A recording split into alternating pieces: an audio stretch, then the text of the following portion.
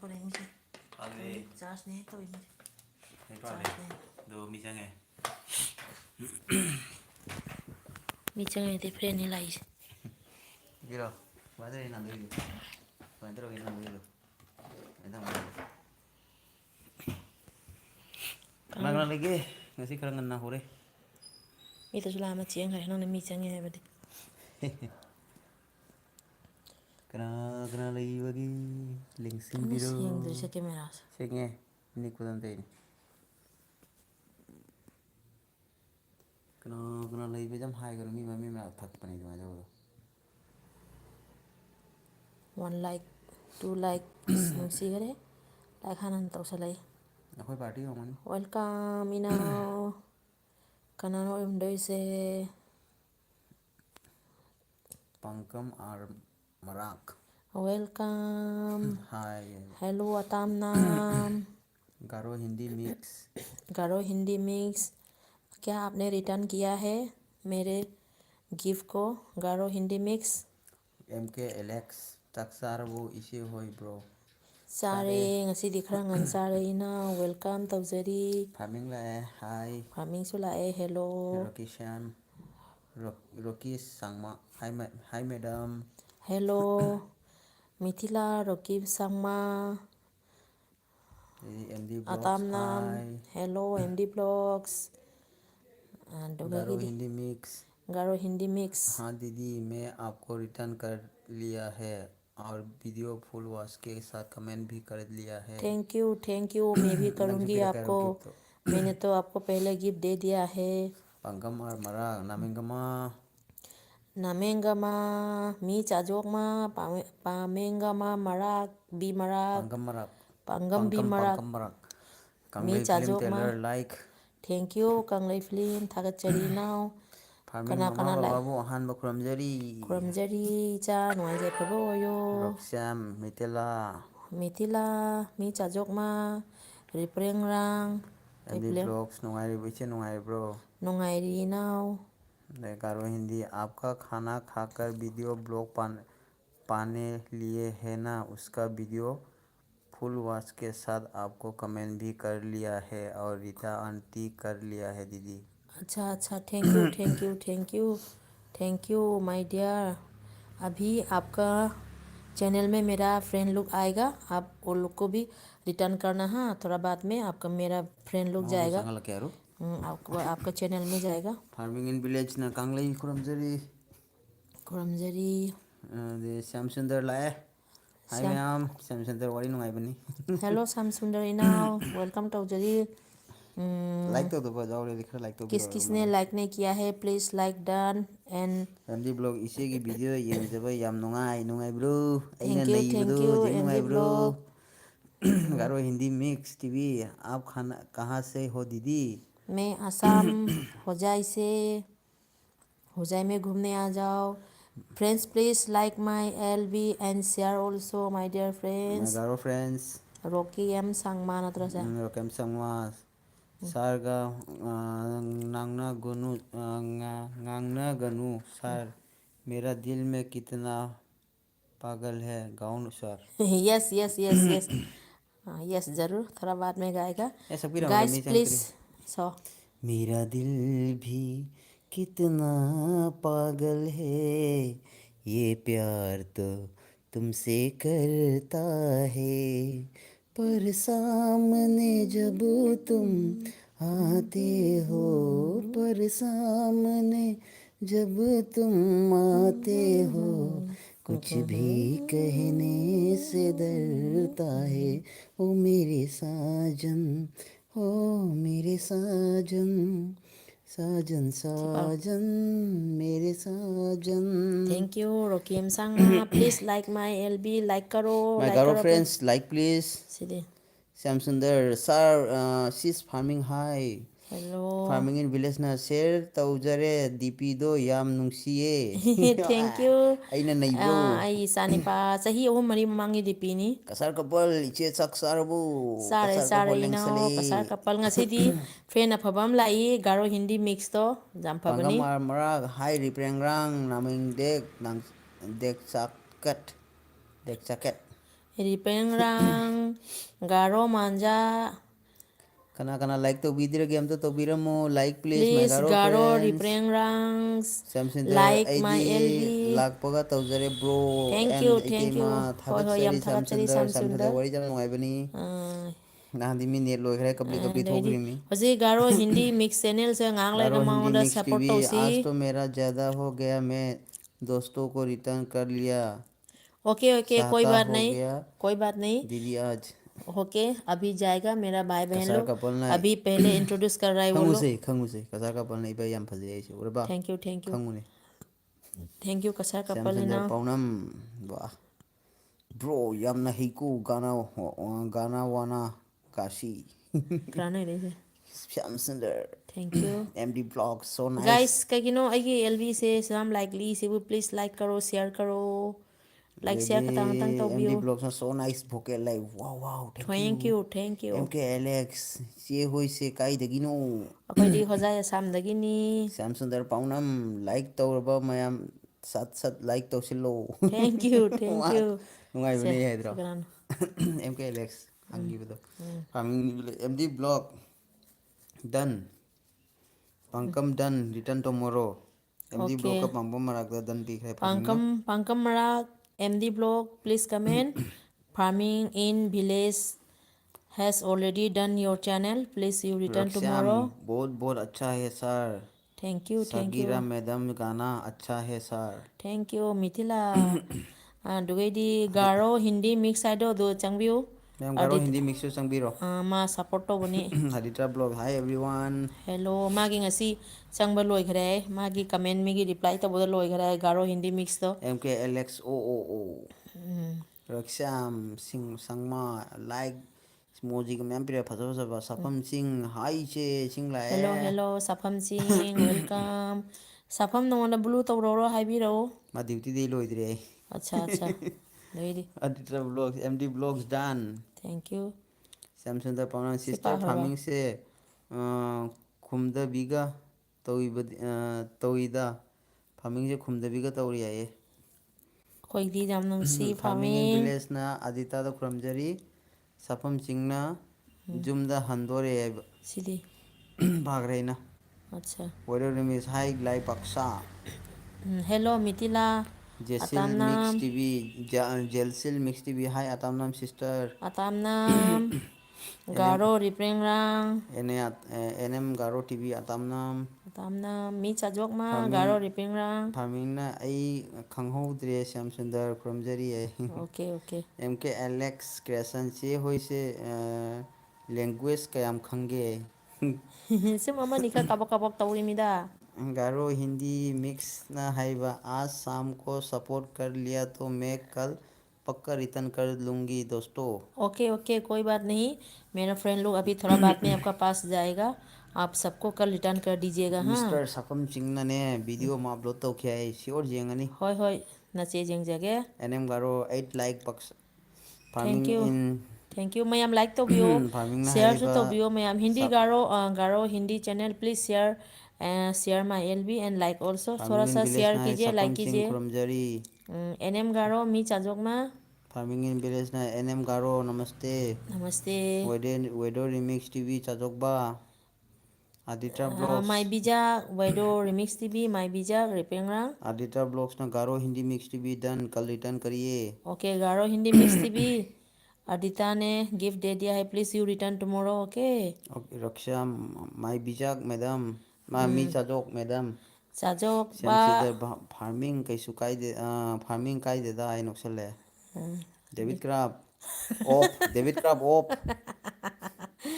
David Crab of Hindi Garo TV the मरोन से खंगमनी मा सिंजु जाम सिंगमनी मा on friend ओसन बिउ मयम एनएम गारो एनएम गारो सोलाए नेट प्रॉब्लम ना हर कपे ओहो मागी NM Garo no jealousy mix problem TV चा चा हाबा सिस्टर चा हाबा सिस्टर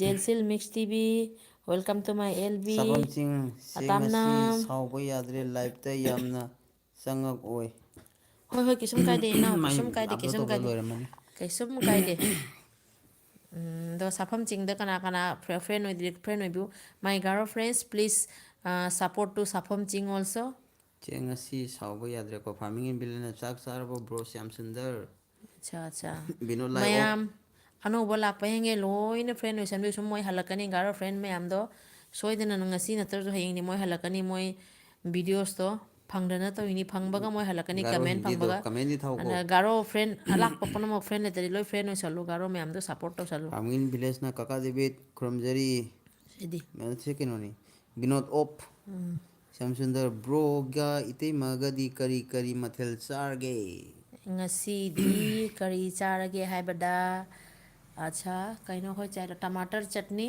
ꯆꯠꯅꯤ ꯍꯥꯏꯗꯤ ꯑꯊꯨꯝꯕ ꯆꯠꯅꯤ ꯅꯠꯇꯦ ꯇꯃꯥꯇꯔꯒꯤ ꯆꯠꯅꯤ ꯑꯃ ꯇꯧꯔꯦ ꯑꯗꯨꯒꯩꯗꯤ ꯊꯨꯝꯖꯥꯛꯄꯤ ꯉꯥꯔꯤꯗꯣ ꯑꯗꯨ ꯊꯣꯡꯉꯦ ꯁꯥꯐꯝꯅ ꯑꯃꯨꯛ ꯍꯪꯉꯤ ꯆꯦ ꯆꯥꯛ ꯆꯥꯔꯕꯣ ꯊꯣꯡꯉꯕꯣ ꯑꯩ ꯆꯥ ꯂꯣꯏꯔꯦ ꯆꯥꯔꯦ ꯆꯥꯔꯦ ꯏꯅꯥꯎ ꯔꯨꯛꯁꯝ ꯁꯪꯃꯥ ꯈꯥꯂꯤꯌꯥ ꯃꯦꯗꯝ ꯑꯗꯤꯇꯁ blog Khaliya M K Alex done Raksham Sangma आपने क्या खाया ꯑꯦꯝ ꯀꯦ ꯑꯦꯂꯦꯛꯁꯇ ꯑꯗꯤꯇ ꯆꯪꯈ꯭ꯔꯦ done Vinod Lai Binod Lai farming in village life ꯏꯆꯜ ꯈꯨꯔꯨꯝꯖꯔꯤ ꯅꯥꯈꯣ ꯑꯩꯅ ꯉꯁꯥꯏ ꯀꯅꯥꯒꯤꯅꯣ ꯄꯨꯁꯀꯥ ꯆꯥꯕꯩ ꯚꯤꯗꯤꯑꯣ ꯐꯥꯔꯃꯤꯡ ꯌꯦꯡꯉꯝꯃꯤꯗꯣ ꯏꯟ ꯚꯤꯂꯦꯖ ꯂꯥꯏꯐ ꯗꯥ ꯀꯥꯎꯊꯣꯛꯈ꯭ꯔꯦ ꯕꯤꯅꯣꯗ ꯈꯨꯔꯨꯝꯖꯔꯤ N M Garo farming in village ꯅꯃꯁꯇꯦ ꯕꯤꯅꯣꯗ ꯂꯥꯏ ꯑꯗꯤꯇ ꯈꯨꯔꯨꯝꯖꯔꯤ ꯁ꯭ꯌꯥꯝꯁꯨꯟꯗꯔ ꯁꯤꯁ ꯐꯥꯔꯃꯤꯡ ꯆꯥꯔꯦ ꯍꯪꯒꯥꯝ ꯁꯤꯁꯇꯔꯗꯤ ꯗꯦꯕꯤꯠꯇꯤ ꯗꯦꯕꯤꯠ ꯃꯌꯥꯝ ꯑꯩꯉꯣꯟꯗ ꯒꯤꯐ ꯇꯧꯕꯤꯔꯝꯃꯣ ꯑꯩ ꯍꯌꯦꯡ ꯍꯟꯖꯔꯛꯀꯦ ꯍꯣꯏ ꯍꯣꯏ ꯍꯣꯏ ꯇꯧꯕꯤꯌꯨ ꯇꯧꯕꯤꯌꯨ ꯗꯦꯕꯤꯠꯇ ꯇꯧꯕꯤꯌꯨ ꯃꯌꯥꯝ ꯀꯪꯉꯕꯅꯤ ꯅꯣꯏ ꯃꯌꯥꯝꯒꯤꯅꯦ ꯐꯥꯔꯃꯤꯡ ꯏꯟ ꯚꯤꯂꯦꯖ ꯑꯩꯈꯣꯏ ꯃꯌꯥꯝꯒꯤ ꯍꯣꯠꯅꯕꯗ weather remix return my gift please ꯑꯠꯆꯥ ꯋꯦꯗꯣ ꯔꯤꯃꯤꯛꯁ ꯄ꯭ꯂꯤꯖ ꯀꯃꯦꯟ ꯁꯥꯐꯝ ꯆꯤꯡ ꯃꯌꯥꯝꯒꯤ ꯑꯦꯁ ꯑꯦꯝ ꯑꯦꯁ ꯎꯗ꯭ꯔꯤ ꯀꯩꯒꯤꯅꯣ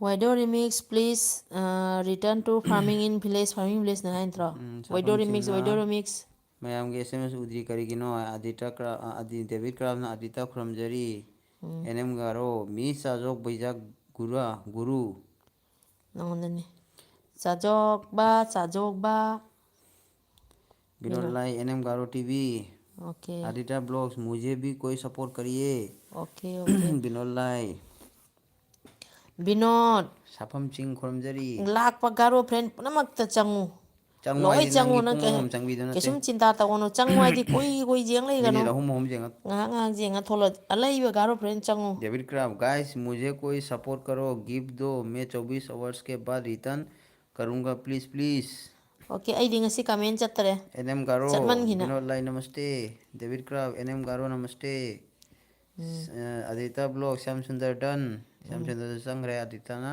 ꯑꯣꯀꯦ रक्षम की सब्जी मैडम कसर कपल काइनो ꯔꯣꯛꯁꯝ विनोद लाइगा डेविड का ड्राई लाइक तो फिश बिरो एंड टमाटर चटनी Vinod Lai N M Garo TV नमस्ते ꯁꯥꯐꯝꯁꯤꯡ ꯁꯥꯐꯝ ꯆꯤꯡ ꯃꯌꯥꯝꯒꯤ ꯑꯦꯁ ꯑꯦꯝ ꯑꯦꯁ ꯎꯗ꯭ꯔꯤ ꯀꯔꯤꯒꯤꯅꯣ ꯍꯥꯏ ꯀꯩꯗꯧꯔꯒꯦ ꯈꯪꯗꯦ ꯑꯩꯗꯤ ꯗꯦꯕꯤꯠ ꯀ꯭ꯔꯥꯐ ꯏꯆꯥ ꯊꯣꯏꯕꯤ ꯃꯥꯏ ꯅꯦꯠꯀꯤ ꯄ꯭ꯔꯣꯕ꯭ꯂꯦꯝ ꯑꯣꯏꯗꯤ ꯎꯗꯕꯅꯤ ꯁ꯭ꯌꯥꯝ ꯁꯨꯟꯗꯔ ꯄꯥꯎꯅꯝ ꯇꯃꯥꯇꯔ ꯆꯠꯅꯤ ꯍꯥꯏꯔꯤꯁꯦ ꯈꯥꯃꯦꯟ ꯁꯤꯟꯕꯤ ꯃꯣꯔꯣꯛꯀ ꯃꯦꯠꯂꯤ ꯍꯥꯏꯔꯤꯔꯣ ꯕ꯭ꯔꯣꯅ ꯏꯇꯩꯃ ꯌꯦꯁ ꯌꯦꯁ ꯆꯨꯝꯃꯤ ꯏꯅꯥꯎ ꯑꯗꯣ ꯃꯣꯔꯣꯛꯀ ꯃꯦꯠꯄ ꯗꯦꯕꯤꯠ ꯃꯦꯠꯂꯦꯗꯣ Craft Binod Lai of Binod Lai of N M Garo David club नमस्ते रोक्सम दाली मैडम हवाई जाए okay okay good for health dal is Sapham Ching ꯍꯧꯖꯤꯛꯇ ꯎꯔꯦ ꯑꯣꯀꯦ ꯑꯦꯝ ꯀꯦ ꯑꯦꯂꯦꯛꯁ ꯀ꯭ꯔꯦꯁꯟ ꯆꯦ ꯍꯣꯏꯁꯦ ꯂꯦꯡꯒ꯭ꯋꯦꯖ ꯀꯌꯥꯝ ꯈꯪꯉꯤ ꯑꯦ ꯑꯃꯅꯤꯈꯛ ꯑꯁꯥꯃꯤꯁ ꯈꯪꯉꯦ ꯕꯦꯡꯒꯣꯂꯤ ꯈꯪꯉꯦ ꯍꯤꯟꯗꯤ ꯈꯪꯉꯦ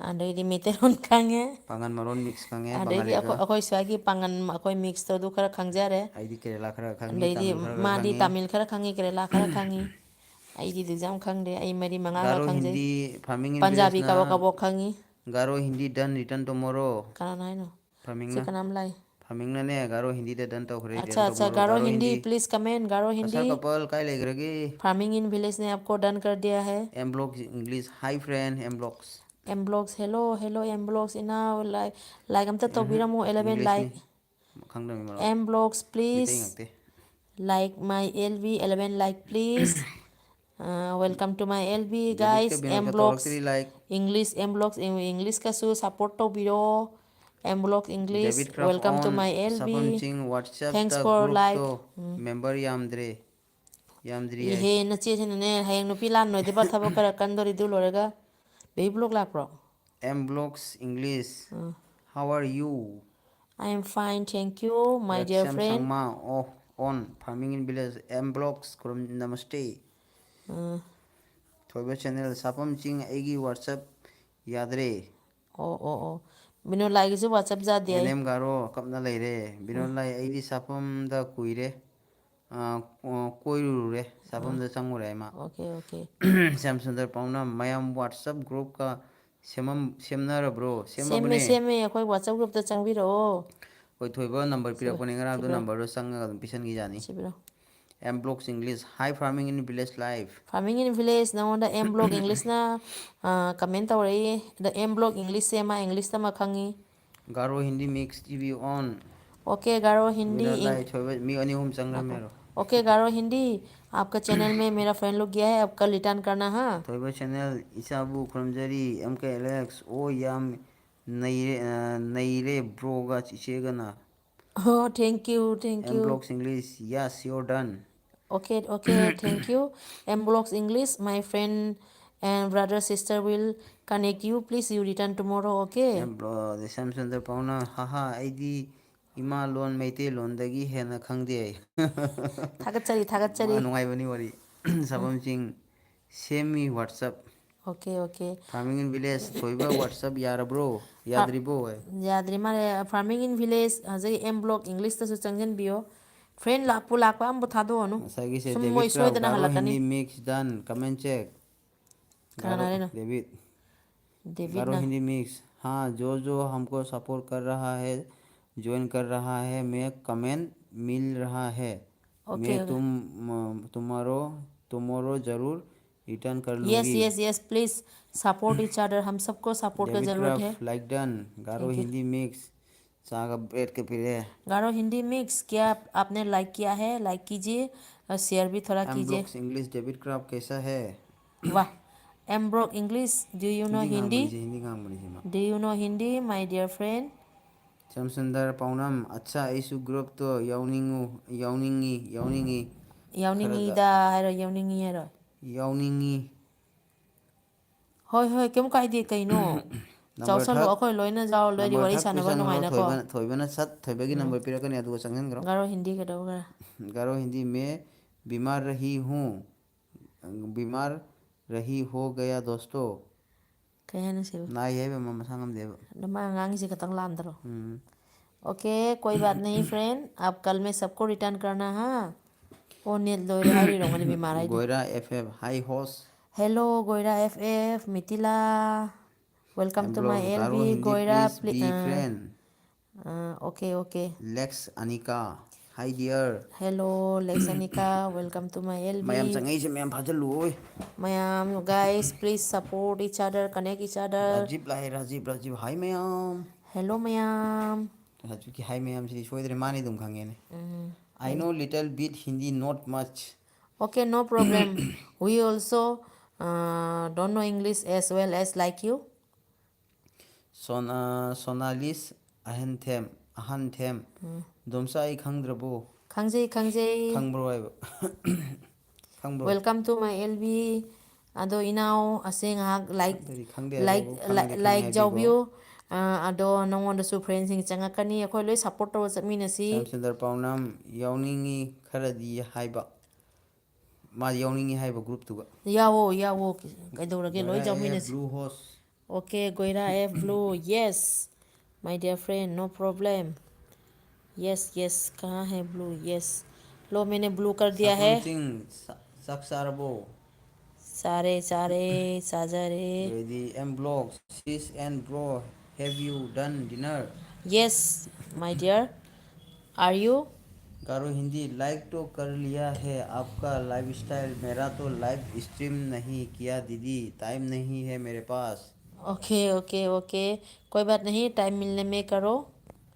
दीदी वी एस राजेश केक hi hello B S Rajesh केक नमस्ते जी आपका केक मैंने आज देखा था बहुत अच्छा है कमेंट तो मैंने भेजा है लेकिन आज कमेंट थोड़ा ज़्यादा हो गया किसी किसी को कमेंट मिला है किसी किसी को नहीं मिला है आपको मिला कि नहीं मालूम नहीं फ्रेंड सोनालिस अहन थेमाइसे बिपिन चंद्रनी ऐ सानबा लागम्बदो फुटबॉल सानरम्बा अꯉꯥꯡ ओके ओके सोनाली से अखोई सी मना की सोनाली दो हमारे खल लो रे ओके ओके ꯍꯣꯏ ꯍꯣꯏ ꯃꯅꯤꯄꯨꯔꯒꯤ ꯑꯉꯥꯡ ꯐꯨꯠꯕꯣꯜ ꯁꯥꯟꯅꯔꯝꯕꯗꯣ ꯊꯦꯡꯛ ꯌꯨ ꯏꯆꯥ ꯏꯅꯥꯎ ꯅꯨꯡꯉꯥꯏꯔꯤꯕꯣ ꯁꯤꯒ ꯃꯅꯤꯄꯨꯔꯒꯤ ꯐ꯭ꯔꯦꯟ ꯉꯥꯛꯇ ꯂꯩꯆꯧꯕ꯭ꯔꯥ ꯁꯤ ꯑꯉꯥꯡꯁꯦ ꯍꯟꯗꯛ ꯑꯩꯈꯣꯏꯒ ꯁꯥꯟꯅ ꯂꯥꯛꯑꯝꯕ ꯑꯉꯥꯡꯗꯨꯅꯤ ꯑꯗꯣ ꯃꯥꯒꯤ ꯒ꯭ꯔꯨꯞꯇꯣ ꯈꯔ ꯀꯩꯅꯣ ꯑꯣꯏꯕꯗꯒꯤ ꯑꯀꯣꯝ ꯑꯂꯣꯏꯕ ꯅꯨꯃꯤꯠꯇ ꯈꯔ ꯕꯣꯜꯗꯣ ꯀꯩꯅꯣ Sapam ꯇꯧꯈ꯭ꯔꯦ M blocks English please give.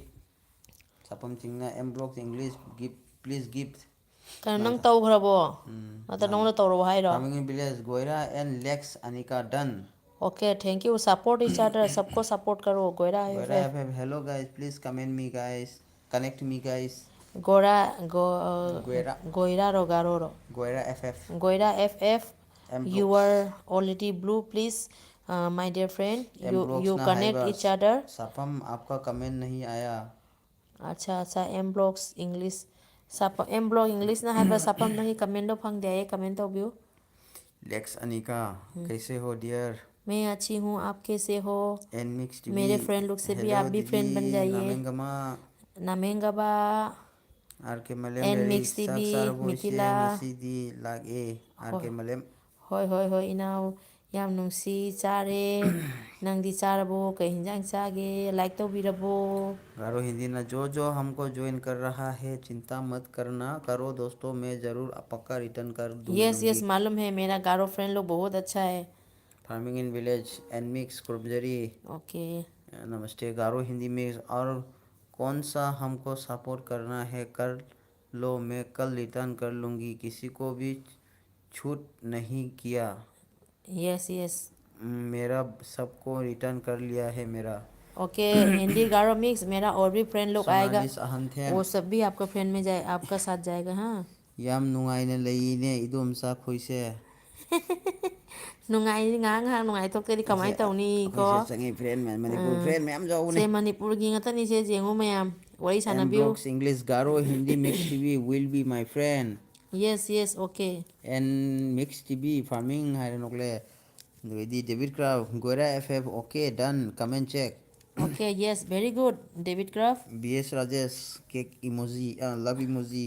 Thank you B S farming Rajesh in को भी विलेज सपोर्ट करो मैं फार्मिंग सोनालिस गिफ्ट मत बी एस वी एस तसु राजेश तसु कना कना चंगी हाइबिरो चंद्रगति मौनसु सपोर्ट कर तौबिसी मा नुंतिगी लाई सोनालिस फार्मिंग से मणिपुर की farming हारिबा सोनालिस gift अमता पिबिरगो.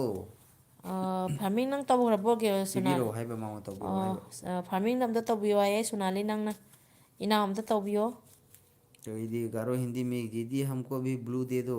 Okay yes right आपने सही बोला है ब्लू दे दिया है लो ब्लू दिया है गोरा F please speak English I am little bit Hindi.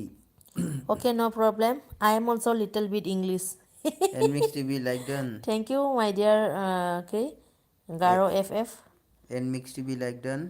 Thank you N mix TV लेक्स अनिका मैं पहले से आपका फ्रेंड हूँ डियर भूल गया क्या मुझे. नहीं नहीं नहीं मैंने तो आपका वीडियो भी वॉच किया है आपको उधर कमेंट भेजा था ना आपको नहीं मिला क्या फ्रेंड आप हमारे एलबी में आइए आपका हम लोग का भाई बहन भी बहुत जाएगा आपका पास में एम ब्लॉक्स इंग्लिश गोरा F please support me. Okay yes yes पारी मोरंगथेम official कैदोरीगे sister.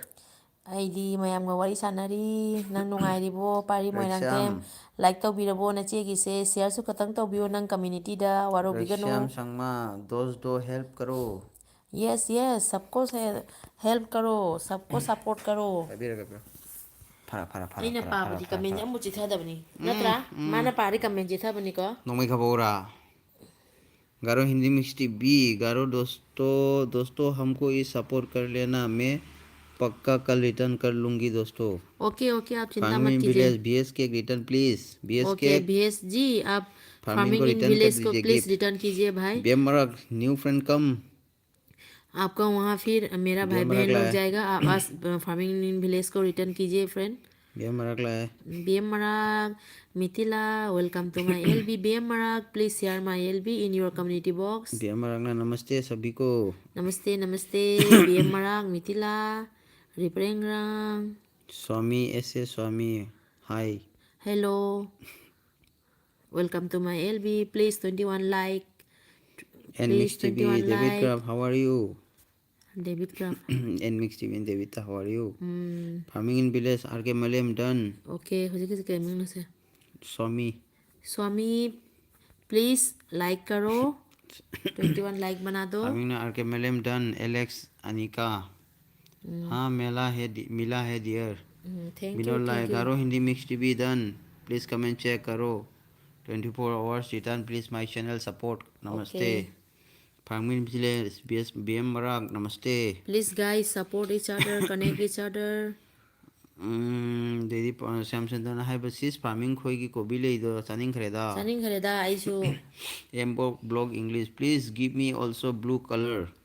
Okay, okay, okay. Journalist Anthem hoi. So, Pari Moirangcha official nungairi sister hayeng morning da taurage community post ho. thank you, thank you. Mayam aina huzik LV tawrise share khata tawbiyo anoba friends sing huzik laknaba Goira wari FF sananaba. M blocks English done. Thank you, Goira FF. Please share my LV in your community box. M blocks Please, English. Okay please. friend.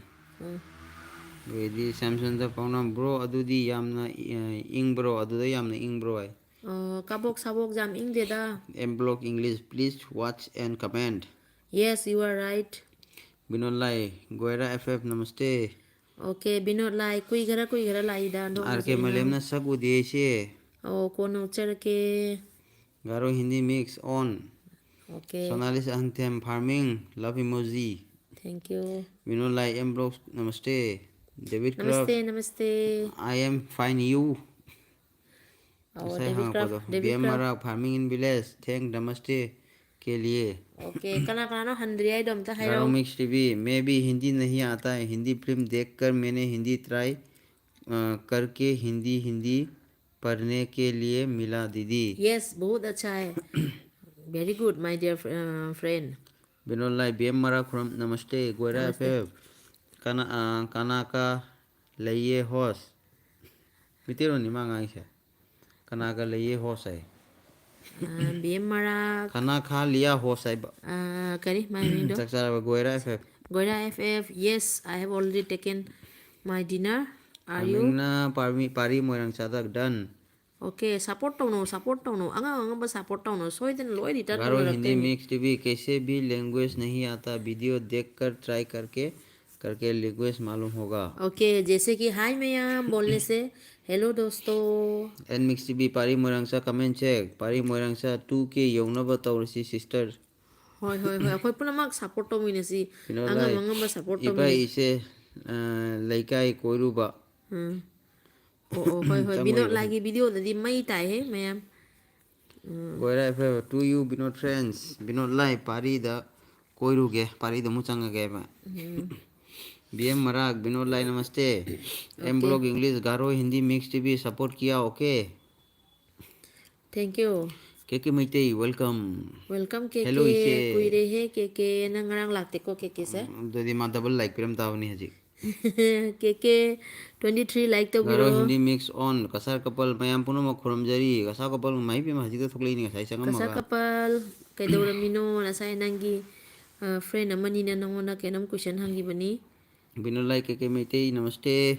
Keke may tay nung ay ribo, keke may tay Binod लाई कसार couple खुरम nusi bana जरी keke may tay hi magi video do jing result bada. Blog पारी मोयमसा done.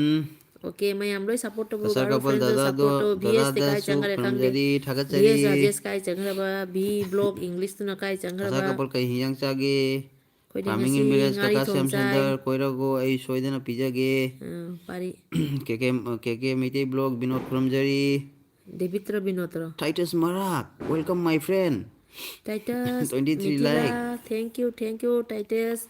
Please share my LV in your Garo community friend अनो box. Ma'am like को ma'am संचलो BM Marak all new friend come Yes, farming in come. Village life केके नेने खुरम जरी Farming in village na keke na uno from केके मिते jare. Blogs हा double like double Yes, like नरंग thank लाग तबे you.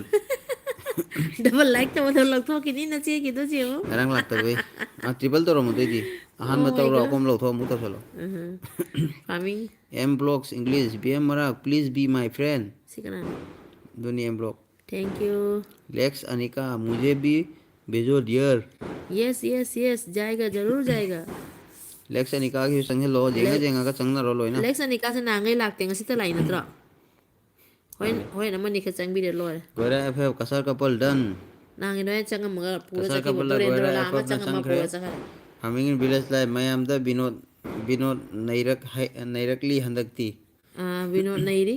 May sakusa ka do. Shyam Sundar पौनम आईदी इसे इसल इसिल इनाव मैं am की सपोर्ट ले जरे ꯁ꯭ꯌꯥꯝꯁꯨꯟꯗꯔꯗꯤ ꯃꯥ ꯇꯧꯕꯤꯔꯛꯀꯅꯨ ꯃꯥ ꯑꯗꯨꯝ ꯅꯨꯡꯉꯥꯏꯕꯩ ꯆꯪꯖꯔꯛꯄꯅꯦ ꯍꯥꯏꯕꯅꯤ ꯃꯥꯅ ꯁ꯭ꯌꯥꯝ ꯁꯨꯟꯗꯔ ꯀꯩ ꯀꯁꯥꯔ ꯍꯤꯟꯖꯥꯡ ꯀꯄꯜ ꯆꯥꯒꯦ? ꯑꯩ ꯃꯥꯏ ꯃꯤ ꯇꯥꯔꯨꯔꯦ ꯏꯆꯦ ꯑꯣꯀꯦ ꯇꯥꯔꯨꯏꯅꯤ ꯏꯆꯦ ꯑꯁ ꯑꯁ ꯑꯁ ꯑꯁ ꯃꯨꯛꯕꯥꯡ ꯇꯧꯗꯣꯏ ꯃꯥꯅꯦ ꯑꯣꯀꯦ ꯑꯣꯀꯦ ꯀꯁꯥꯔ ꯀꯄꯜ ꯅꯪꯒꯤ ꯚꯣꯏꯁꯇꯣ ꯌꯨꯅꯤꯛꯅꯤ ꯃꯌꯥꯝꯒ ꯑꯩꯈꯣꯏ ꯃꯈꯣꯟꯁꯦ ꯌꯥꯝ ꯅꯪꯒꯤ ꯃꯈꯣꯟꯗꯣ ꯌꯥꯝ ꯐꯖꯩ ꯇꯥꯕꯗ ꯄꯥꯔꯤ ꯃꯣꯏꯔꯥꯡꯆꯥ ꯑꯣꯐꯤꯁꯦꯜ ꯁꯤꯁꯇꯔ ꯇꯨꯝꯃꯨꯔꯒꯦ ꯍꯌꯦꯡꯗꯤ ꯉꯟꯅ ꯇꯧꯔꯛꯑꯣ ꯂꯥꯏꯚ ꯍꯥꯏꯗꯤ ꯉꯁꯤꯅ ꯈꯔ ꯉꯜꯂꯦ ꯈꯜꯂꯦ ꯅꯆꯦꯁꯦ ꯊꯕꯛ ꯀꯟꯕꯅ ꯊꯕꯛ ꯀꯟꯕꯅ farming in village Cachar couple ꯈꯨꯔꯨꯝꯖꯔꯤ K K Meitei block ꯏꯆꯦ ꯁꯣꯅꯤꯌꯥ ꯑꯩꯗꯤ ꯃꯥꯔꯀꯦꯇꯤꯡ ꯇꯧꯕꯒꯤ ꯈꯔ ꯕꯤꯖꯤ ꯂꯩꯔꯨꯔꯦ ꯑꯣ ꯑꯣ ꯍꯣꯏ ꯍꯣꯏ ꯉꯔꯥꯡꯁꯨ ꯉꯁꯤꯁꯨ ꯐꯖ ꯂꯩꯊꯔꯦꯅꯦ ꯉꯁꯥꯏ ꯑꯩꯅ ꯚꯤꯗꯤꯑꯣ ꯑꯃ ꯇꯧꯕꯗꯨꯗ ꯀꯦꯀꯦ ꯄꯩꯁꯥ ꯃꯩꯇꯩꯒꯤꯔ ꯀꯩ ꯄꯥꯏꯕꯒꯥꯏꯁꯦ ꯌꯥꯗꯕꯅꯤꯅꯦ ꯀꯦꯀꯦ ꯃꯩꯇꯩꯒꯤ ꯃꯤꯡ ꯄꯟꯈꯤꯕ꯭ꯔꯥ ꯂꯦꯞꯇꯅ ꯀꯩꯅꯣ ꯅꯨꯃꯤꯠ ꯇꯧꯕꯅꯤ ꯅꯤꯅꯤ ꯀꯥꯎꯒꯔꯦ ꯂꯩꯊꯔꯦꯅꯦ ꯂꯦꯂꯣ ꯃꯥꯏ ꯒꯥꯔꯜ ꯐ꯭ꯔꯦꯟꯁ ꯀꯁꯥꯔ ꯄ꯭ꯂꯤꯖ ꯀꯄꯜ ꯀꯃꯦꯟ ꯌꯦꯔꯨꯝ ꯊꯣꯡꯕ ꯆꯥꯏꯌꯦ ꯃꯦꯔꯦ ꯐ꯭ꯔꯦꯟ ꯂꯣ ꯀꯃꯦꯟ ꯒꯥꯔꯣ ꯀꯔꯣ ꯐ꯭ꯔꯦꯟꯁ ꯕꯦꯝꯃꯔꯥ ꯀꯦꯀꯦ ꯃꯩꯇꯩ ꯗꯦ ꯗꯦ ꯈꯨꯔꯨꯝꯖꯔꯤ ꯗꯦ ꯑꯗꯤꯇ꯭ꯔ ꯗꯦ ꯕ꯭ꯂꯣꯛ ꯕꯕꯥ ꯂꯦꯛꯁ ꯗꯦ ꯑꯅꯤꯀꯥ ꯗꯟ ओके सपोर्ट करो सब एम सपोर्ट करो ब्लॉक्स इंग्लिश कसार couple please be my friend okay गोयरा F F I take your language host yes yes yes yes सेंकुस Sangma high new friend come come संकुश संगमा मिथिला फार्मिंग विलेज संकुश संगमा मी थोइबा चाजोगमा मांग्रबो ꯑꯣ ꯊꯣꯏꯕꯗꯣ ꯃꯥꯡꯈ꯭ꯔꯦ मोबाइल कनम सेमे श्यामसुंदर पावनम सिस फार्मिंग नोगा अई काका नतेको अꯉꯥꯡꯅꯤꯀꯣ Titus Marak yes okay thank you ꯁꯤ ꯀꯅꯥꯅꯣ टाइटस ꯇꯥꯏꯇꯁ ꯑꯗꯩꯗꯤ ꯁꯤꯌꯥꯔ ꯕꯤꯄꯤꯟ ꯑꯣꯜꯁꯣ ꯅꯤꯡꯊꯧꯁꯥ ꯕꯤꯄꯤꯟꯁꯨ ꯑꯩꯒꯤ ꯂꯥꯛꯑꯦ ꯑꯦꯀꯥꯎꯟꯗꯒꯤ ꯌꯥꯎꯔꯛꯑꯕꯅꯤ ꯏꯗꯣꯝꯆꯥ ꯑꯩꯒꯤ ꯑꯦꯀꯥꯎꯟꯗꯒꯤ ꯌꯥꯎꯔꯛꯑꯕꯅꯤ ꯏꯗꯣꯝꯆꯥ ꯀꯩ ꯌꯥꯎꯔꯛꯏꯕ ꯀꯩ ꯌꯥꯎꯔꯛꯏ ꯍꯥꯏꯅꯣ ꯚꯥꯞ ꯇꯥꯗ꯭ꯔꯦ ꯑꯩꯒꯤ ꯑꯦꯀꯥꯎꯟꯗꯒꯤ ꯌꯥꯎꯔꯛꯑꯕꯅꯤ ꯏꯗꯣꯝꯆꯥ ꯍꯥꯏꯕ ꯃꯁꯤ ꯅꯪꯒꯤ ꯑꯦꯀꯥꯎꯟꯅꯤ ꯍꯥꯏꯔꯣ ꯑꯗꯩ ꯀꯦ ꯀꯦ ꯃꯩꯇꯩ ꯕ꯭ꯂꯣꯛꯁ ꯗꯕꯜ ꯅꯠꯇ꯭ꯔꯒ ꯇ꯭ꯔꯤꯄꯜ ꯂꯥꯏꯛ ꯇꯧꯔꯒꯦ ꯈꯟꯕ ꯈꯨꯗꯣꯝꯕꯤ ꯆꯣꯡꯊꯣꯛꯂꯦ गाइस लोग सपोर्ट करो कनेक्ट ꯉꯔꯥꯡ करो ꯆꯪꯉꯛꯇꯕꯒꯤꯅꯤ ꯗꯕꯜ ꯇ꯭ꯔꯤꯄꯜ ꯂꯥꯏꯛ बिनोद ꯆꯪꯉꯨ लाई ꯆꯪꯉꯛꯇ꯭ꯔꯕ ꯑꯍꯨꯝ ꯃꯔꯤ ꯄꯤꯔꯛꯑꯣ बिनोद लाई कनानम चंगुरे थोकले ꯕꯤꯅꯣꯗ ꯂꯥꯏ ꯄꯥꯔꯤ ꯗꯟ यस प्लीज बिनोद लाई नंग कमेंट चेक करो चुमे जाम 24 कुइना आवर्स चंगनु रिटर्न प्लीज माय चैनल बिनो मिस हंदक मतंग बिनोद लाई न नईरेको मिस डेंसिसा मराक हाय हेलो मिस देंसिसा मराक अतामना राहुल जाटव हेलो हेलो राहुल भाई क्या हाल है नमस्ते प्लीज एक शेयर लाइक कीजिए राहुल भाई मेरे एलबी को के मिटे ब्लॉग श्याम सुंदर खर सपोर्ट तौबीरगो ꯍꯣꯏ ꯍꯣꯏ ꯃꯥ ꯇꯧꯕꯅꯤ ꯃꯌꯥꯝꯒꯤꯗꯃꯛ శ్యామ్ ꯁꯨꯟꯗꯔ ꯇꯧꯕꯅꯤ ꯀꯠꯊꯣꯛꯑꯕꯅꯤ ꯃꯥ ꯃꯌꯥꯝꯒꯤꯗꯃꯛ ꯀꯠꯊꯣꯛꯑꯦ ꯃꯥ ꯑꯩ ꯕ꯭ꯂꯣꯛ ꯁꯝꯁꯨꯟ ꯆꯦꯅꯦꯜꯒ ꯂꯩꯖꯕ ꯅꯠꯇꯦ ꯃꯥ ꯃꯌꯥꯝꯁꯦ ꯋꯥꯔꯤ ꯁꯥꯟꯅ ꯅꯨꯡꯉꯥꯏ ꯆꯪꯉꯛꯏꯕ गारो हिंदी मिक्स लेक्स अनिका डियर आप लोगों लैंग्वेज बहुत अच्छा लगता है ओके ओके ꯇꯥꯔꯦ ꯅꯪ ꯊꯥꯡꯒꯠꯂ ꯊꯥꯗꯒꯗꯧ ꯃꯥꯜꯂꯦ ꯑꯗꯤꯇꯥ ꯕ꯭ꯂꯣꯛꯁ ꯑꯦꯝ ꯕ꯭ꯂꯣꯛꯁ ꯏꯪꯂꯤꯁ ꯗꯟ ꯑꯦꯝ ꯕ꯭ꯂꯣꯛꯁ ꯍꯦꯜꯂꯣ ꯐ꯭ꯔꯦꯟ ꯂꯦꯛꯁ ꯁꯛꯀꯦꯅꯣ ꯑꯅꯤꯀꯥꯗ ꯑꯗꯨꯃꯥꯏꯅ ꯍꯌꯦꯡ ꯆꯪꯁꯤꯀꯣ ꯑꯗꯩꯗꯤ ꯅꯝꯐꯨ ꯁꯔꯥꯡꯊꯦꯝ ꯔꯨꯜ ꯅꯝꯕꯔ 3 ꯀꯃꯤꯡ ꯅꯝꯐꯨ ꯁꯔꯥꯝꯊꯦꯝ ꯋꯦꯜꯀꯝ ꯏꯅꯥꯎ ꯀꯌꯥꯅꯣ ꯃꯥ ꯂꯥꯏꯛ 29 ꯑꯣꯏꯗꯣꯏ ꯅꯠꯇ꯭ꯔꯣ ꯎꯝ 29 ꯂꯥꯏꯛ ꯇꯧꯕꯤꯔꯣ ꯇꯔꯨꯅꯤ ꯀꯣꯟꯖꯦꯡꯕꯝ ꯃꯥ ꯈꯨꯔꯨꯝꯖꯔꯤ ꯇꯔꯨꯅꯤ ꯉꯔꯥꯡ ꯂꯥꯛꯇꯦꯀꯣ ꯀꯨꯏꯔꯦꯍꯦ ꯏꯃ ꯇꯔꯨꯅꯤ ꯅꯨꯡꯉꯥꯏꯔꯤꯕꯣ ꯍꯨꯝꯅꯤ ꯀꯃꯥꯏꯅ ꯃꯔꯤꯅꯤꯕꯨ ꯇꯧꯔꯤ ꯁꯨꯔꯕ ꯀꯩꯅꯣ ꯇꯔꯨꯅꯤ 29 ꯂꯥꯏꯛ ꯇꯧꯕꯤꯔꯛꯑꯣ ꯁꯥꯐꯨꯁꯨ ꯂꯥꯏꯛ ꯀꯦ ꯀꯦ ꯇꯧꯕꯤꯔꯛꯑꯣ ꯃꯩꯇꯩ ꯕ꯭ꯂꯣꯁ ꯀꯁꯥꯔ ꯀꯄꯜ ꯀꯃꯦꯗꯤ ꯑꯣꯏꯕꯅꯤ ꯀꯁꯥꯔ ꯀꯄꯜꯗꯣ ꯑꯩꯗꯤ ꯅꯨꯡꯉꯥꯏ ꯅꯨꯡꯁꯤ ꯃꯥꯏ ꯃꯆꯥꯅꯨꯄꯤꯗꯨꯒ ꯃꯥꯒ ꯍꯦꯜꯂꯣ ꯃꯣꯝꯁꯥ ꯃꯔꯛ ꯍꯦꯜꯂꯣ ꯃꯌꯥꯝ ꯃꯝꯁꯥ ꯃꯔꯛ Mithila welcome to my L B असै 30 लाइक कर दो ममसा मराग प्लीज़ ꯃꯝꯁꯥꯗ ꯍꯥꯏꯔꯨ ꯁꯤꯌꯥꯔ खर तो है ना ममसा please share my L B मेरा विनोद गारो लाई फ्रेंड लोग आने के लिए थोड़ा सा शेयर कर दो प्लीज़ ममसा विनोद लाई share my Titus L B in नमस्ते योर कम्युनिटी बॉक्स गोयरा F F hi guys please connect me guys yes गोयरा गोयरा एफ चैनल दसु F ma'am support to view आपका चैनल में गया है मेरा भाई लोग कल रिटर्न यदि करना गारो हिंदी एम ब्लॉग्स इंग्लिश आपको कमेंट नोटिफिकेशन मिला है मेरा गर्ल्स रिटर्न कर लूँगी मैं कल मेरा गर्ल रिटर्न कर लूँगी दीदी ओके ओके श्याम सुंदर पौनम इतेमा हंगामना याइफरे याइफरे याइफरे याइफरे याइफरे याइफरे अताउबा योत्पगा याखिदे अच्छा ꯍꯥꯎꯇꯕꯅ ꯌꯥꯈꯤꯗ꯭ꯔꯦ ꯍꯁ ꯑꯣꯟꯊꯣꯛꯄꯅꯤ ꯅꯪꯗꯣ ꯑꯩ ꯂꯣꯏꯁꯤꯜꯂꯛꯄ꯭ꯔꯥ ꯈꯪꯗꯟ ꯇꯜꯂꯤꯍꯦ ꯍꯪꯒꯝꯅ ꯌꯥꯔꯒꯦ ꯍꯥꯎꯇꯕꯅ ꯌꯣꯠꯄꯒ ꯐꯥ ꯀꯌꯥꯝ ꯐꯖꯩ ꯃꯥ ꯏꯇꯩꯃ ꯍꯪꯒꯥꯝꯅ ꯌꯥꯏꯐꯔꯦ ꯑꯩ ꯌꯥꯏꯐꯔꯦ ꯍꯥꯏꯗꯣꯛꯎꯔꯦ ꯍꯥꯎꯇꯕꯅ ꯌꯣꯠꯄ ꯌꯥꯈꯤꯗꯦ माय गारो फ्रेंड्स देखो मेरा एक फ्रेंड ने क्या बोला है। M Blogs English. Dear sis and bro, please share my channel in your community tab. Yes, Okay, okay, yes, okay. yes, okay, kay miming hay no. M Blogs. And blogs, okay, sure, please comment in my video, mukbang video. Adita Blogs. Goira FF done. Goira FF. Edunat. Idunat, how are you, my dear friend? Edunat. Ding dong like. Idunat, please share my LB in your community box, my dear Taruni friend. Konjengmam Khurumjari. तरुणी Rahul कई Jatab. हिंजांग चागे। Hello. Rahul Yadav ji कैसे हो आप? मेरी LB में Rahul आने के लिए Binod Lai धन्यवाद। Taruni Konjengbam done. Please comment check karo 24 hours titan please my channel support. कना है रे no. Taruni Konjengbam da Binod na hindi ngangjale. वाह बिनो नंग हिंदी जाम ही रे बारे नहीं रे। कसर कबल मुझे सपोर्ट करो मैं कल वापस कर दूंगा. कर दूंगी okay no problem. Binod Lai Idunat Kuramjari. Namaste Samsundar bro KK hoy tawjarake live sis hek loy baga. Mari support ki changi ne Shyam सुंदर Samsundar से di. मयाम की तम कथु है बनी को श्याम सुंदर से की। Binod Lai David off. वाह On hire ini moi di. Binod ka Davis ka Monish ka jidung on hire di binod opta hidrom. Binod के हिंजांग चाय। Idunat Delbert Vlogs. Hi good असागी evening brother Binod Lai. Binod नचे न नंगी दो ख्वाई fast हाना हांडो जेंग जे बनी comment Farming in चतरे village life नचे ने mayam comment support to चतरे। birago. होय होय Moi la ising se farming moi se akoi na sanghan da di moi halaka do ba man de dona akoi mitai na sanghan sira A housing ददी केम खरनो पंग चंग housing do चंग जलो khalla जुम khalla ka हलक ne तोय नी moi जुम हलक halaka toy ne knee ba came comment खरनो। thago David Crab Binod Lai off mawani on go off ko tawle re KK Mete blog KK Mete na KK bro nate sister ni e के मैते की नान कनो LB तो इदु होदरबो मयाम। kasar couple के iche ei like tawkhrabani thank you कसा का पल याम नुसी narei कहीं na जंग so चाय। ओहो नारे न साम नंगी ngasi की वीडियो द नसी ना कमेंट तौगी बनी। narei na लाख परा som कमेंट दो खरमा चली खरमा चते ngasi di कमेंट आई Narina फ्रेंड में हमसे Somgi चंगमन नहीं channel कमेंट कर चते। singse Narina Somgi channel magi dialogue mai masai makon ngamo dialogue je kho fazam ni kap us to ba mali ngसाई ba ददी कनो नी ना। film kum garai kum monang नारे न सो मी अतपगी comment कनो दे सन नो पी की बनी फंगबड़ा ई के बनी न सोनिया नी Narina Somje ais मीट का उबई उदबई पी की बनी नारे Narina न सो sinam jalo हाबिरो। nakutuna namne lo thoe do my girlfriends Narina Som nang film de acting to dialogue ki Rahul Rahul dai binod lai कैसे हो? Narina Som khramjari farming in village taruni gift amatang pibirako दुगई दी KK Mete भीएस। vlog Syam Sundar KK se bro nate sister ni e okay भीएस जी आप कैसे हो? Dedi कमेंट farming in कीजिए। village na hi Narina Som hello hello. Narina Som isi aidi net se nungaite loire ngarang su LB yaudre अदो नारे न सोम no नहीं ना जैसे matha गिफ्ट jenga अनी पी की kapohna bade LB गिफ्ट अनी पी की yaudre बनी फंगबड़ा कमेंट दी तो होगी बनी। koira fe KK Mete blog done okay Miss Danisa Marag all my brothers and sisters please support me yes yes nampu sarang them done Canada Shyam nampu संग। sarang them na kenam ki pampiriba okay RK Athoiba official ish RK Athoiba kapsale R K अथे बुलाए hi अथे si bhai hi RK Athoiba nungaibo keringyang sage mayam ready. अब आगे थे कहीं young आगे David Craft guys मैं अभी थोड़ा काम पर बिजी हूँ लेकिन मैं स्क्रीनशॉट लेकर रखा हूँ कारण तो भी नहीं करके तो भी करके सबको गिफ्ट दूंगा हम लोग आस करें या ना करें आप लोग करें तो मुझे कमेंट प्लीज़ विनोद लाई नहीं Rahul done guys David craft बहुत अच्छा फ्रेंड है वो विनोद लाई राहुल सबको डन सपोर्ट करता है। प्लीज़ कमेंट चेक विनोद लाई ना हाउसिंग द तौबियो हाउसिंग द Nampu sarang them dan taure tumage good night. नंपु सरांग थेम कहीं हिंजांग सागे दुता दी हाइबी रमुना चेदा। Arki athoy official kaidorigi mayam. R K अथे बुना मैम के Nari डोरी na आए। som high farming.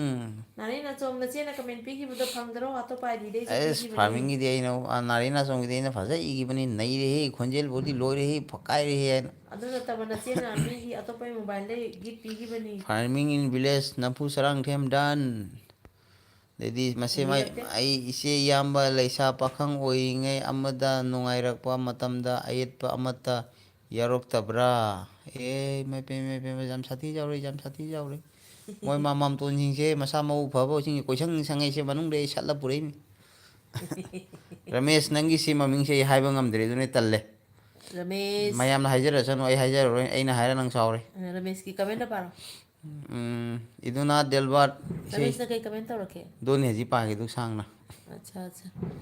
ꯅꯥꯔꯩ ꯃꯌꯥꯝ ꯅꯥꯁꯣꯝ ꯁꯣꯅꯣ ꯐꯣꯅꯣ ꯏꯕꯨꯡ ꯆꯦꯅꯦꯜ ꯍꯥꯏꯅ ꯗꯨ ꯂꯩꯕꯁꯦ ꯔꯃꯦꯁꯅꯤ. ꯅꯥꯔꯩ ꯅꯥꯁꯣꯝꯅ ꯏꯕꯨꯡ ꯁꯣꯅꯣ ꯍꯥꯏꯔꯒ ꯍꯧꯗꯣꯡ ꯏꯔꯦ ꯑꯗꯨ ꯍꯧꯗꯣꯡ ꯃꯀꯣꯛ. ꯃꯤꯁ ꯖꯟꯁꯤꯁꯥ ꯂꯤꯡ ꯄꯤꯔꯦ farming in village Rahul Jadav please sub channel. Okay Rahul Yadav sub जी. My channel. ꯒꯣꯏꯔꯥ ꯑꯦꯐ ꯑꯦꯐ ꯅꯥꯔꯩ ꯅꯥꯁꯣꯝ ꯗꯟ. ꯊꯦꯡꯛ ꯌꯨ ꯒꯣꯏꯔꯥ ꯑꯦꯐ ꯑꯦꯐ. ꯅꯥꯔꯩ ꯅꯥꯁꯣꯝ ꯅꯪꯅ ꯒꯣꯏꯔꯥ ꯑꯦꯐ ꯑꯦꯐ ꯆꯪꯈꯔꯦ. ꯑꯗꯩꯗꯤ ꯔꯃꯦꯁꯅ ꯍꯥꯏꯔꯤꯕꯀꯣ ꯍꯥꯎꯅꯤ ꯍꯧꯗꯣꯡ ꯃꯆꯥꯁꯦ ꯑꯩ.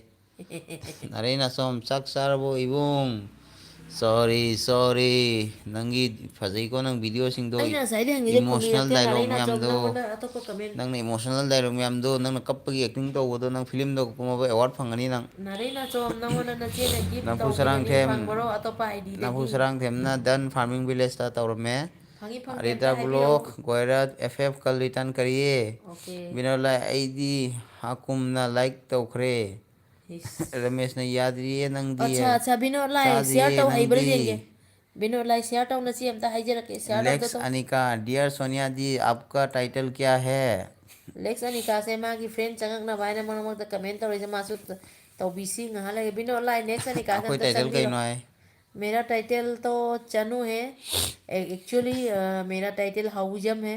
मणिपुरी मैतेई भी बोलता है हम लोग. मैतेई सिंहा. नारी नासोम चारे इबुंग. नारायण नाचोम. गोरे संगमा नारायण तमनम नाचोम. Sister and brother like thank you गोरे Yes, Sangma. yes, Gore Sangma, Riprengrang, Mi नारी नासोम Chajoma. लागे इसे. Okay, thank you. Udah Gulu nungain na do lah di wakal Gulu jaisi. mansing met malam. Bulie masing Mansing, mit malam. Bule Mansing ro. Ah. Hello, namaste, Bule Mansing. Welcome to my LV. How are you, my dear friend? Bule Garo Mansing, my Hindi किसी भी Riprengrang. Support कर लिया video full full work कर लेना नहीं तो मेरा पास नहीं आएगा नोटिफिकेशन. नारी दासोम लाके इसे thank you. Okay, they doni. Ramesh की चैनल कई मथिल चारबा हौदोंग मसादी. नारीदनी हरी जमाना Naray nang kay Mathe नारीना Sari. हौदोंग मकोक थाजल गई. रमेश कबल इचे की हिंजांग जेरुम. कसार कपल इचे की हिंजांग जेरुम. Oh, cha cha cha cha. बोले कनानुम चैनल चंग रहे बोले लाइक प्लीज कना कना लाइक तो विद्रीबा my all Garo friends Manipuri friends like please my LB like please like तंगाव जबनी आईडी लाइक तंगाव Bigyan जबनी niya mayaman ni siya isa sakla ya farming in tabra. Village बुले Mansing please my gift return Narina सो इरोम चाहिए इरोम बगा कोला सारी दी करी दो हाइरेक तरीके की नो इसिंग थक्तरा दो सो हाइरेक तरीके की नो Oh, ay so तो hay. इरोम और सा का सारे इंटर दो हाइरेक तरीके की no Ay ni chene ay ni do kano da lagte ko. LV da lagte R hay K ni LV अथोइबा la wai ta. ऑफिशियल चाक चारबो मयाम बिनो लाइन सो हाइरी nganu sabiro waina nahan Okay, okay bino line na chena eduna soy da na delbert hayeng taw. Thakachara.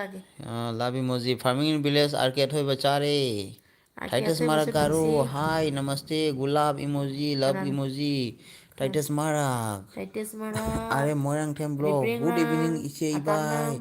अरे मोरंग थेम kapsale Aram mo lang tem nung ay di boy now. Wow police kapsale Disula eh. पुने Thank नारी you ना for सोने this. Are K अथोइबा चारे बुले Man Singh emoji अरे मोरंग them मयाम आई ngасidi थोगलक ए अरे मोरंग थेम लाइक मरी पुलप पिरमु के दसु अहुम पिरमे इंगोंदा नोई जारुक तबे ngarang nahan kasar couple इंगोंदा सपोर्ट तौरदी कमेंट पिबिरमु Mani comment pibida mo para mag-support karo guys अरे log support karo comment karo. अहाउबनी अदुदी अईदी चाद्री आए Kay pa. रमेशना चाइंजांग वानीदा बिनोला आरएम खुरमजरी आर के अथोइबा पिशल अईगिसु फुल सपोर्ट तौबिउ मयाम Soy na so RK athoy please da support. Akoy para mag loy support do chami na Amna siko. अमने उपंग चंग अखोई दुम हाइजरके सोंदे चंगु मांगो चंगु से अखोई Ada mayang हाइजरोइगे wam tang haijage ngasi wam tang haijage mayang waro bigano guys comment log सांगी सुनी paro paro kon hai. Comment सांगी हजिक ना हाइरकिनो Hai paro paro. खपथरदि मोसु ज्ञान मेन तारो हजिक Paro paro. मयाम AK47 अमदं खपथरगे आरजे मैते AK47 खपुरा खपकन रा हाइरो Paro paro. नारी नासोम कैगिनो इबुंग Binod Lai Fudisanu Kuramjari अरे मोरंगठम Vinod bro खुरमजरी गारो हिंदी में एम ब्लॉग इंग्लिश दीदी आपको नोटिफिकेशन नहीं मिला फिर से विनोद फुल वॉच करके कमेंट कर लेना चेक कर लिया आपके नोटिफिकेशन नहीं मिला हाँ ओके अरे मोरंगठम फार्मिंग इन विलेज लाइफ एड खुरमजरी फार्मिंग इन विलेज नेने फुडिस ना विनोद लाइफ खुरमजरी आदिता ब्लॉग चे इबागी लव स्टोरी नोमा शेयर तो बिरो सोइदे हाँ बोए मसे नोमा लिव अखोनी लिमिना चिपमगा Copyright Johnny. Bagi sa ko na ekhoni waribo Kang de mi suli. Ramesh mana ibung sono haido aini yamba iche Mani kangi Ramesh. Sono phono ai channel do ming Ramesh ka uri apa sadi Ramesh ka uri sidi. mana ibung sono haido aini yamba iche ai ko Ramesh ni khange iduna namgi som channel ja hai denge Ramesh ko ido pai ne na nari na som arke athoiba gifts pikibani Mayam lo gift ta bino Titus support ta Mara bino garo friends my na do member please support ta come to view. you friends Kale. My member मित्राम दोय Garo Hindi mix TV दीदी लेकिन आदमी का comedy नहीं मिला आपका आदमी का कमेंट कमेंट नहीं मिला Milega एक milega. आदमी का कमेंट नहीं मिला मीम की कमेंट थारक रे कनानो मांगन चंगी बा गारो हिंदी द कमेंट तो गिदबा याव ब्रो कनानो Okay okay. नारेना सोमगा एगा नेक्स्ट टेक्स्ट तौबनी इचन्नी ihe machanni ai Oh.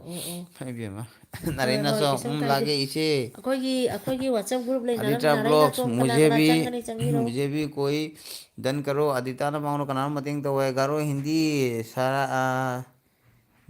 सराहिए सराहनीय हमको ज्वाइन कर लिया है और सपोर्ट कर लिया है मैं कल आप लोगों को रिटर्न कर लूँगा Yes yes सीधा yes. चिंता मत करना दोस्तों Okay गोरे okay. संगमा साजुकबा नारीना सो Goira sangma mai bijak. इबुंग सेगा इतेगा हाना खंगब्रो सोना हंगिबना रमेश ता अच्छा अच्छा. Ganga Ganga hi ma'am Hello Mayam. Election का हो अच्छा है लैंग्वेज समझ में नहीं आता है लेकिन सुनने में बहुत अच्छा लगता है dear Okay thank you. मसीगा अमतंग कनानु चंगबी Homi गतंग दीदी Alex रमेश ना Anikada. खंगे कुरेदा इदी से याम से यस दोनों भाई रमेश आइने कौरी सिनेमा ममिंग हाइजे रमेश चैनल सिगी नंगी रमेश नंग चैनल ममिंग जे हाइंग ओंदो को बातो बा पोइ चिंजना हाइंग हमद्रे पुलिसनु फार्मिंग इन विलेज लाइफ कुरमजरी आदिता ब्लू मानसिंग प्लीज रिटर्न बुले Mansing please return my gift बुले मानसिंग रिटर्न करिए आदिता ब्लॉग्स को Mansing.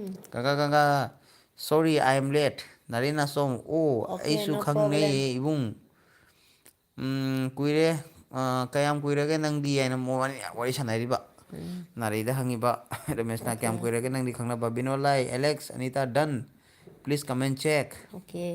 करो 24 hours return please my channel support नमस्ते अरे मोन थे नुंगाइरिए इसे नारे नासों कुइद्रिए इबुंग अरे मोन थे इबाई मरी है ना पिसिन खरे Yes thank you. लाइक मरी है ना पिसिन थोकरा हे एडवांस रो दीदी Like लो नुंगाइबनी support शेयर करो तौबियो मेरे friend लो connect करो friends. नुंगाइबनी शेयर तौबियो Please friends connect each other. So नारे binod lai नासों lebura comment तौवे taro. आईडी नारे नासों न तौवे Binod lai आई binod lai.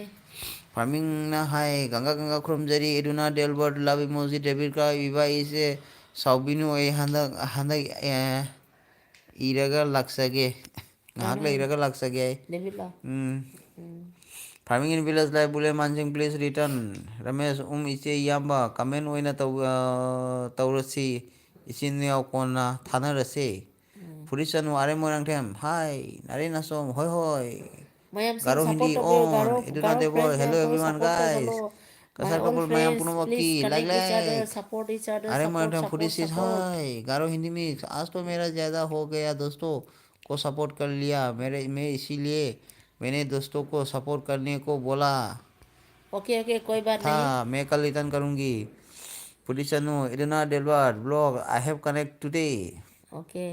लीता Langtasa hi Rita Langtasa, welcome to my and LV. Like please अरे मोरंग थेम सक्सारा बो इचे बाय Sa farming in Rita village life Langtasa ma'am se mapan अखोगी gini. व्हाट्सएप ग्रुप ता India चंगसिन gina te. बिरगो अखोई व्हाट्सएप ग्रुप हांगे खंगब्रो ma'am Mayam ako WhatsApp group ta changbiro. Number सत थांगपिरो ꯑꯗꯨꯒ ꯊꯣꯏꯕꯗ ꯀꯟꯅꯦꯛ ꯇꯧꯕꯤꯌꯣ ꯊꯣꯏꯕ ꯐꯥꯔꯃꯤꯡꯅ ꯅꯝꯕꯔꯁꯦ ꯀꯩꯅꯣ ꯇꯧꯍꯧꯔꯣ, ꯃꯌꯥꯝꯅ ꯊꯥꯡꯒꯠꯂꯛꯄ ꯇꯥꯔꯗꯤ ꯏꯁꯜꯍꯧꯔꯣ, ꯒ꯭ꯔꯨꯞꯇ ꯊꯠ ꯊꯠ ꯊꯠ ꯀꯅꯦꯛ ꯇꯧꯁꯜꯂꯣ꯫ ꯐꯥꯔꯃꯤꯡꯒꯤ ꯃꯃꯤꯡꯅ ꯐꯥꯔꯃꯤꯡꯁꯨ ꯄ꯭ꯔꯤꯌꯥꯡꯀꯥ, ꯌꯥꯎꯕꯅꯤ, ꯐꯥꯔꯃꯤꯡꯁꯦ ꯄ꯭ꯔꯤꯌꯥꯡꯀꯥ ꯅꯠꯇ꯭ꯔꯥ? ꯄ꯭ꯔꯤꯌꯥꯡꯀꯥ ꯆꯣꯄ꯭ꯔꯥꯅꯤ꯫ Lita Langtasa like done my friend thank you. Lita ꯅꯔꯦꯅꯥꯗꯣ ꯂꯪꯇꯥꯁꯥ ꯍꯧꯖꯤꯛ ꯈꯟꯖ ꯂꯪꯇꯥꯀꯥ ꯀꯩ ꯃꯊꯟꯅ ꯆꯥꯕ ꯌꯦꯡꯉꯦ ꯃꯌꯥꯝ꯫ ꯀꯩꯕ? ꯌꯦꯡꯉꯒꯦ ꯍꯧꯖꯤꯛ ꯀꯥꯟꯁꯦ, ꯍꯧꯖꯤꯛꯀꯥꯟꯁꯦ ꯀꯩ ꯃꯊꯦꯜꯅ ꯆꯥꯕ ꯌꯥꯅꯒꯦ ꯃꯌꯥꯝ ꯍꯥꯏ꯫ ꯍꯧꯖꯤꯛꯀꯥꯟꯁꯦ ꯀꯩ ꯃꯊꯦꯜꯅꯣ? ꯍꯧꯖꯤꯛꯇꯤ ꯑꯔꯦ ꯃꯣꯏꯔꯥꯡꯊꯦꯝ ꯑꯂꯩ ꯐꯨꯗꯤꯁ ꯑꯂꯩꯕꯁꯤꯡ ꯅꯨꯡꯉꯥꯏꯔꯤꯕ꯭ꯔꯣ? ꯍꯥꯎꯔꯤ. ꯐꯨꯗꯤꯁ ꯆꯅꯨ ꯆꯦꯛ ꯑꯥꯎꯠ ꯏꯗꯨꯅ ꯗꯦꯜꯕꯔꯠ ꯕ꯭ꯂꯣꯛꯁ꯫ ꯑꯣꯀꯦ.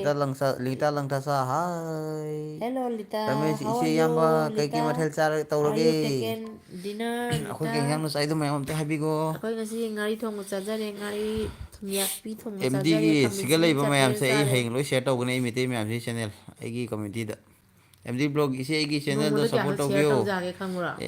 ꯖꯍꯥꯖ ꯆꯠꯄ ꯑꯦꯅꯤ ꯆꯠꯄꯉꯩ ꯇꯧꯕꯤꯔꯅꯤꯅ꯫ ꯂꯤꯇ ꯂꯪꯇꯁꯥ ꯂꯥꯛꯒꯦ ꯃꯣꯟꯖꯤ ꯁꯅꯥꯊꯣꯏ ꯍꯥꯏ꯫ ꯁꯅꯥꯊꯣꯏ ꯀꯔꯝꯕ ꯁꯅꯥꯊꯣꯏꯅꯣ?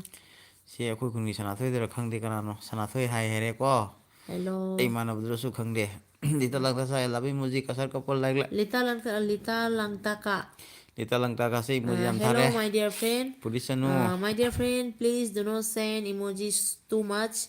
My dear friend, don't mind. You only send 2 or 3 emojis, my dear friend. ꯐꯨꯅꯤꯆꯔ ꯑꯔꯦ ꯃꯣꯏꯔꯥꯡꯊꯦꯝ ꯅꯨꯡꯉꯥꯏꯔꯤ ꯅꯪꯗꯤ? ꯑꯔꯦ farming in village ꯂꯤꯇ ꯂꯪꯇꯥꯀꯥ Don Savita kitchen welcome Savita ji.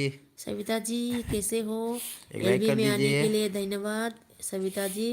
22 like कर दीजिए, सॉरी 32 लाइक कर दीजिए, 38 38 लाइक कर लिटा दीजिए Langtaka please. I am done Okay, Lita, thank you. for two Arya kids will return dancing। tomorrow. Lita Langtaka I am done Okay, for two kids dancing। okay, Ramesh mummy ओंथोखरे yes. Ramesh इसे याम्बा याउसंगी प्रोग्राम दो काउनिको Kaude kaude. मणिपुर नत्रो इदी मणिपुर पल्ले हौग चेनिंगे हयमक अरे मथे इसे इबाई करी मठेल चारगे अखोइदि ngasi thumyakpi thonge khaminjimi chutney ama विनोलाई tawre. MD blogs done please Acha comment check Binod करो Lai ai wa amtang 24 hours hanjage. Return please my channel support नमस्ते Binod Lai wa amtang hanjage nang farming hojik village share to amta Savita done ise haibre akoi aina sai nangna sai haibado. नारेना सोम करी Binod Lai program नो amta share to biro hojik. नारेना सोम करी program no नारेना सोम खंगलोय नंग अखोइ से personal programme नि अखोइ गानु चाबई प्रोग्राम नि नंग खंगन जाते Khangalidudi. दो हाइदोको यानि मा खंगहोद्रे दो हाइ हाइबनो मा खंगहोद्रे नारेना सोम नंग खंगहोदे को गानु चानी हाइबदो मा खंगहोद्रे Binod Savita Lai. Kitchen farming जीके सविता जी लाइक कर दीजिए प्लीज अरे सविता मोरंगखेम जी आपने क्या लीता खाया? Langta thank you after 24 hours I will return Yes, yes, Manipur Lita. Village live welcome village live से Manipur su लाए lae ngasi village life su hi ina welcome tawjari. Mayam Lita lang Lita haiba se mapan gini ma Ramesh foreign ना gini हाइबा ma friend oisanbio.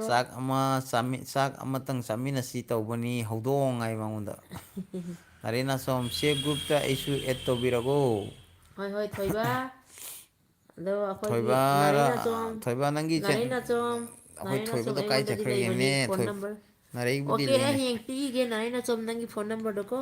दो पीखरे group ते add तौजरानी अखोइगी group director दो ngasi mobile जात्रे माने हयेंग तौरके हयेंग अखोइ नंग नारी नंबर Hai दो group se zaman gre admitter group ता oibado group se. गारो हिंदी मिक्स टीवी दीदी मैं बीमार था नेक्स्ट टाइम मैं आपका एलबी में जाऊंगी Okay, okay, koi baat farming nahi. Village Manipur village खुरमजरी नारेना सोम ओ अखोइदी हाइबिरक्ते हाइरोय अखोइ गानु चाने नंगोन हाइदोय कसार कपल इबाई सोंग फजबा अमतंग सकलो मी मैम कमेंट से अमतंग Kasar खपथरखिगे kapal दोय सकलके nang khalo kai sai no na. Manipur village life farming in village खुरमजरी फार्मिंग इन विलेज नारेना सोमना अमत Karam kai moji थाबिरगो me. Alex Anika dear Vinod done नारेना Okay, सोम thank you. इचेदा Magi नंबर लेबनी kano do lakchari ma sum tawjare election ni kana इचेदा masana नंबर tawjare. लेबनी Nei ni. अरे मणिपुर विलेज लाइफ खुरमजरी नारेना सोम इबुंगना हाइबिरगे खंगे हौजिक्ति इबुंगना हाइबिरे आई गानु चाने नंगोन हाइदोकुरा हाइसो हाइदे Sinano. Aritra blogs Alex Anika हयेंग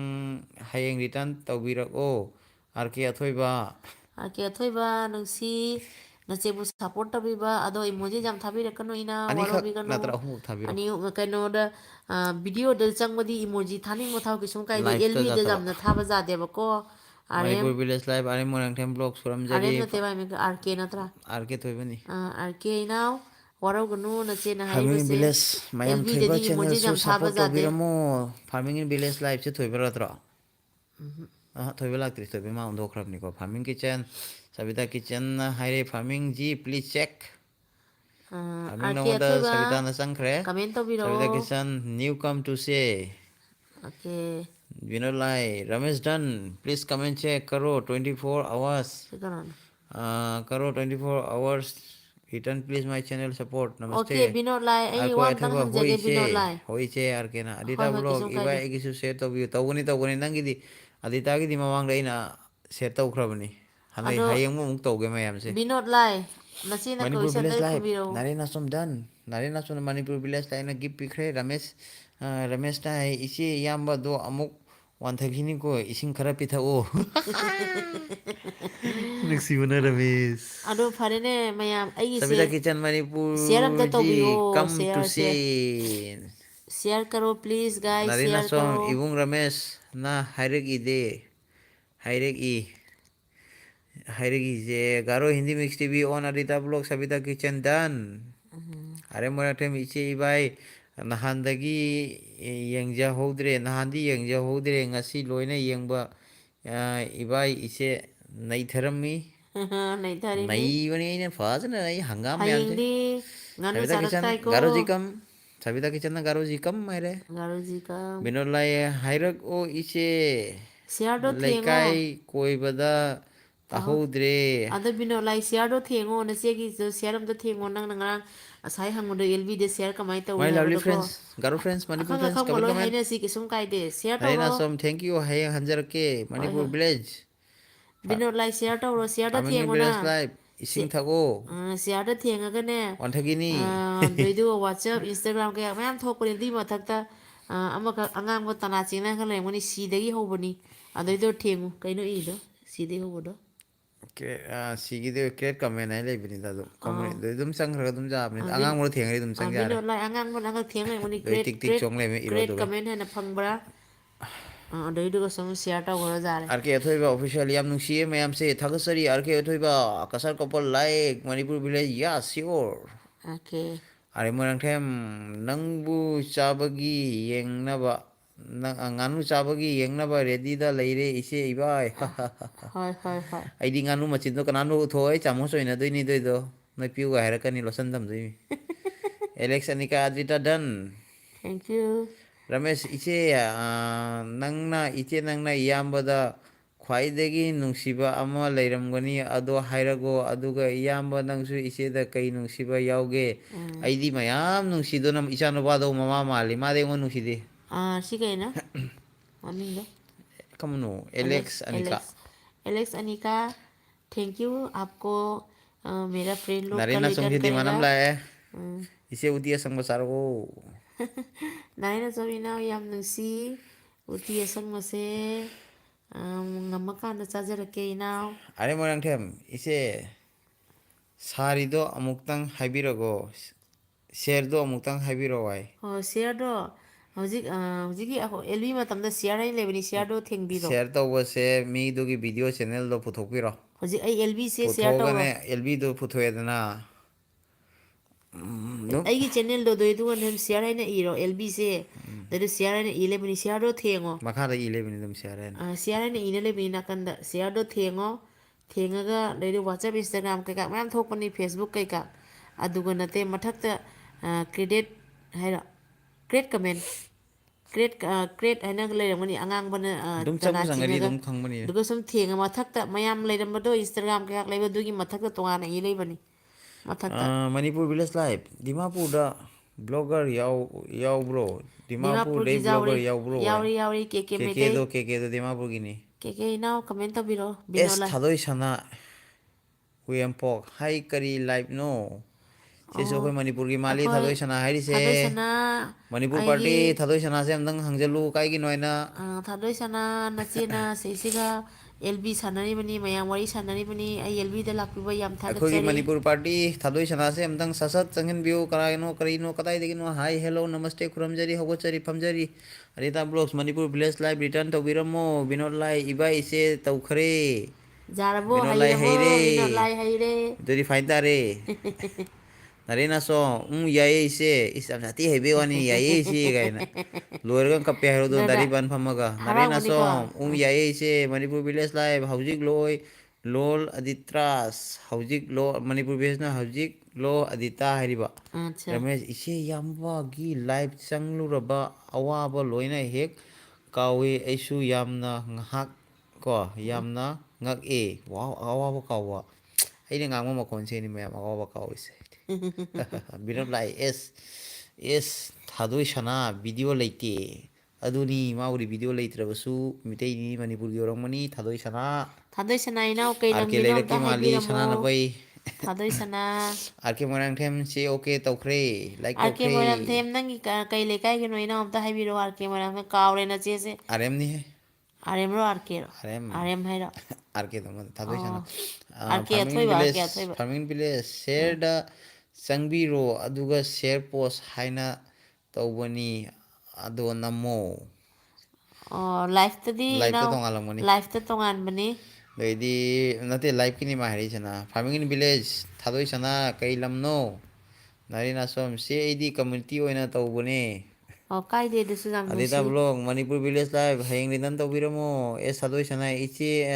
ꯏꯇꯩ ꯀꯧꯒꯦꯀꯣ ꯍꯣꯏ ꯍꯣꯏ ꯃꯅꯤꯄꯨꯔꯗꯒꯤꯅꯤ ꯈꯪꯉꯤ ꯂꯥꯏꯐ ꯉꯁꯤꯇ ꯈꯪꯉꯦ ꯈꯪꯉꯦ ꯂꯥꯛꯄꯅꯤ ꯍꯣꯏ ꯍꯣꯏ ꯏꯅꯥꯎ ꯌꯥꯝ ꯅꯨꯡꯁꯤ ꯊꯥꯗꯣꯏ ꯁꯅꯥ ꯃꯅꯤꯄꯨꯔ ꯀꯩ ꯂꯝꯒꯤꯅꯣ ꯑꯝꯇ ꯍꯥꯏꯕꯤꯔꯛꯑꯣ ꯀꯩꯕꯤꯒꯤ ꯀꯩꯕꯤ ꯀꯩꯕꯤ ꯍꯥꯏꯁꯦ ꯀꯩ ꯗꯤꯁꯇ꯭ꯔꯤꯛꯅꯣ ꯏꯅꯥꯎ ꯀꯩꯕꯤꯁꯦ ꯀꯩꯕꯤꯒꯤ ꯀꯩ ꯀꯩꯕꯤ ꯏꯌꯨꯝꯄꯣꯛꯇꯒꯤꯅꯤ ꯑꯣ ꯑꯦꯁ ꯃꯅꯤꯄꯨꯔꯒꯤ ꯃꯤ ꯉꯥꯛꯇꯅꯤ ꯊꯥꯗꯣꯛꯏꯁꯤꯒ ꯌꯥꯎꯔꯤꯁꯤꯡꯁꯦ ꯁꯥꯊꯤꯈ꯭ꯔꯕ ꯑꯁꯥꯝꯗ ꯂꯥꯛꯑꯕꯣ ꯀꯣꯏꯕ ꯐꯥꯔꯃꯤꯡ ꯅꯆꯦꯒꯤꯗ ꯚꯤꯂꯦꯖ ꯂꯥꯛꯑꯣ ꯆꯨꯝꯃꯦ ꯅꯆꯦꯒꯤꯗ ꯕꯕꯥ ꯕꯕꯥ ꯅꯪ ꯉꯥꯡꯕꯁꯦ ꯑꯋꯥꯕ ꯀꯣꯛꯑꯦ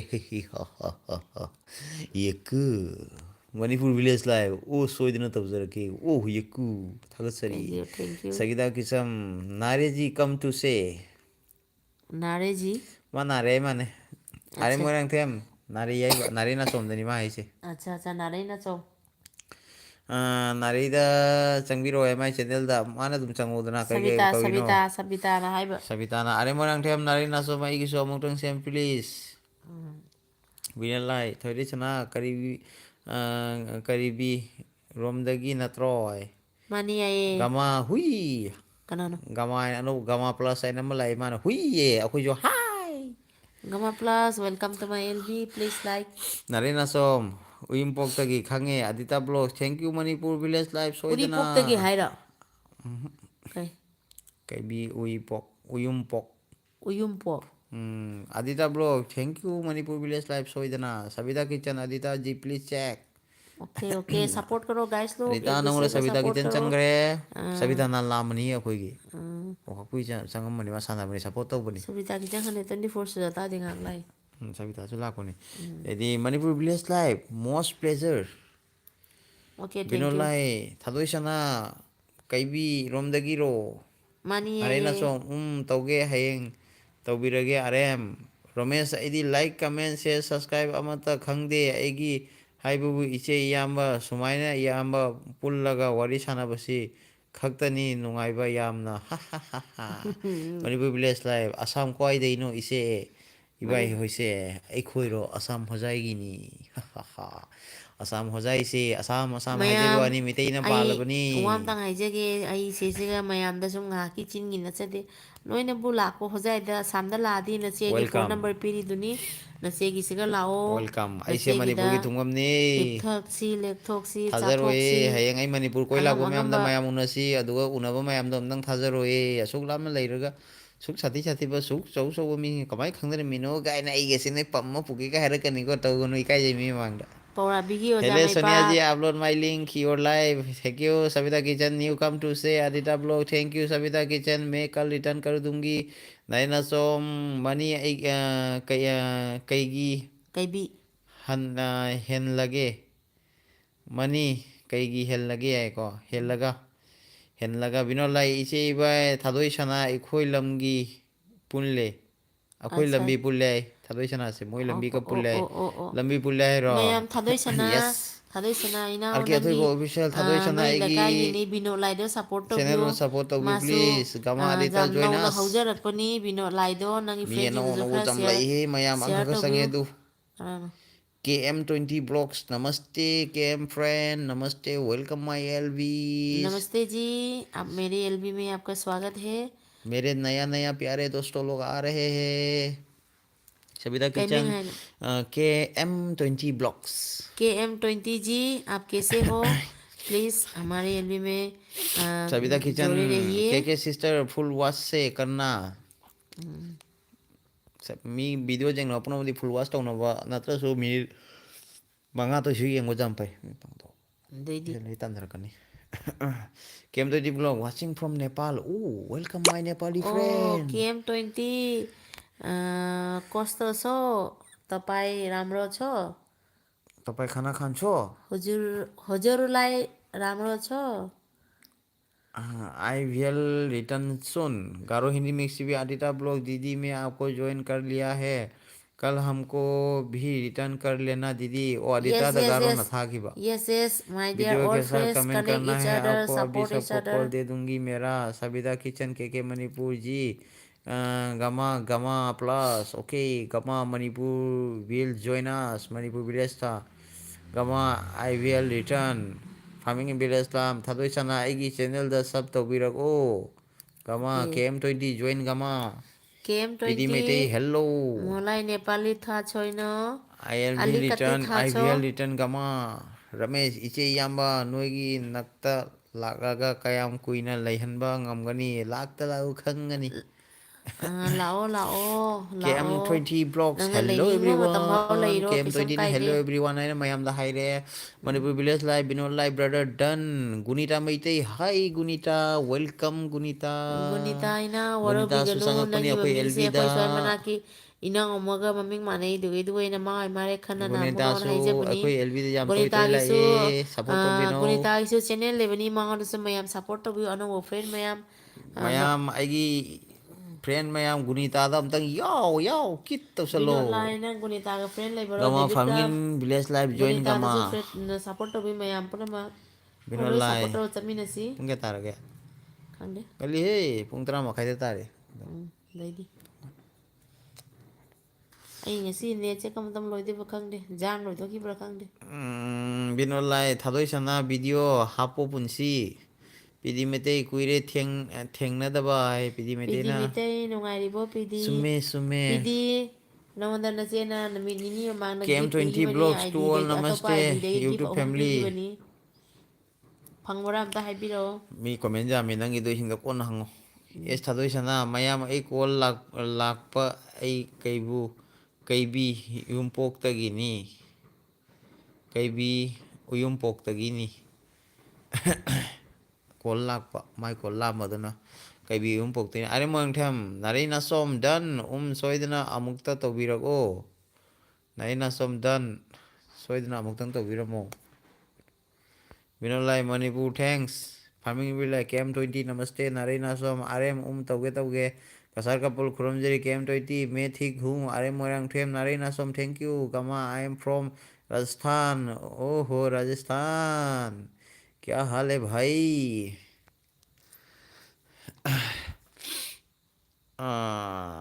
राजस्थान कौन सी जगह का है मैं भी राजस्थान में था चित्तौड़गढ़ में था चित्तौड़गढ़ में सवाई माधोपुर में बहुत जगह में था भूल गया KM20 give me blue okay I give you blue jacket KM20 I am fine and you I am fine friend please support okay okay I all Manipuri friends please support गाबा प्लस KM20 ब्लॉग्स मैं ठीक हूँ हुजूर हारू सच्चाई हुनु जुंगसा हुंजा सच्चाई Hunza Savita kitchen Manipur जी कौन से वीडियो पे किया है आपके घर नहीं मिला मणिपुर मणिपुर विलेज लाइव है रा कने ꯑꯣꯏꯔꯝꯒꯅꯤ सुन मुने सुन सुन सुन बिदल लाई पुंग 3 तारे सुन मुने सविता किचन मनपुर जी कौन से वीडियो में किया विनोद लाइव ꯅꯪꯅ ꯋꯥ मनपुर ꯉꯥꯡꯒꯅꯨ हैंग ꯍꯥꯏꯗꯨꯗꯤ रिटर्न तौजरके हाइरो नंग अतुब वारी ngang lei ganoba ꯉꯥꯡꯗꯅꯦ ꯑꯩ ꯉꯥꯡꯅꯤꯡꯉꯤ le ngang lei ta haloi ai pre ngang nang ai sonei sonei kena taugi ai na ngang usina ꯑꯩ nangi ꯉꯥꯡꯅꯤꯡꯉꯤ ꯑꯩ makon se mut ꯉꯥꯡꯗꯣꯏꯅꯤ tauge ꯑꯩ ꯉꯥꯡꯗꯣꯏꯅꯤ Mrs. Moniz Yahoo net loiram daira change Mrs. Moniz se my net loire hairani jo minute ani matungda kem 20 blogs mera smiles ID se support please Binolai Moni Kuramjari Are Morang the Mrs. Moni thank Togli Are Morang the Monish Kuramjari Gama Sonia ji हमारा link डालो मुझे link डालना नहीं आता भाई S थोई सना थादोई सना उई थादोई सना बिनोलाई कई बिनो नो वीडियो नो आईडी अमत खंगदी केम 20 blogs give me blue please ma'am ए पीवे ले पोइ लो ग्लू jacket Mrs. Moni are Montam Kuramjari farming village yes Moni Kuramjari Manipur village like Gama se sarsta phangdene phangdeni changunu search Gama harga maningla plus is the don't know money Mrs. Moni acting binol like Kuramjari Savita kitchen जो भी new है सब मेरा घर आना सबको फुलवास के return करूंगी फार्मिंग इन विलेज गुनीता खुरमजरी मिसेस मोनिस फार्मिंग खुरमजरी पिटी मिते फंगे इसे पिटी मिते न फंगे इसे थैंक यू पीदी Mrs. नचेꯅ Moniz acting ꯄꯤꯈꯤꯕꯅꯤ na ꯅꯍꯥꯟ Mayam Punama Kuramjari Gunita Maite Savita Kitchen done.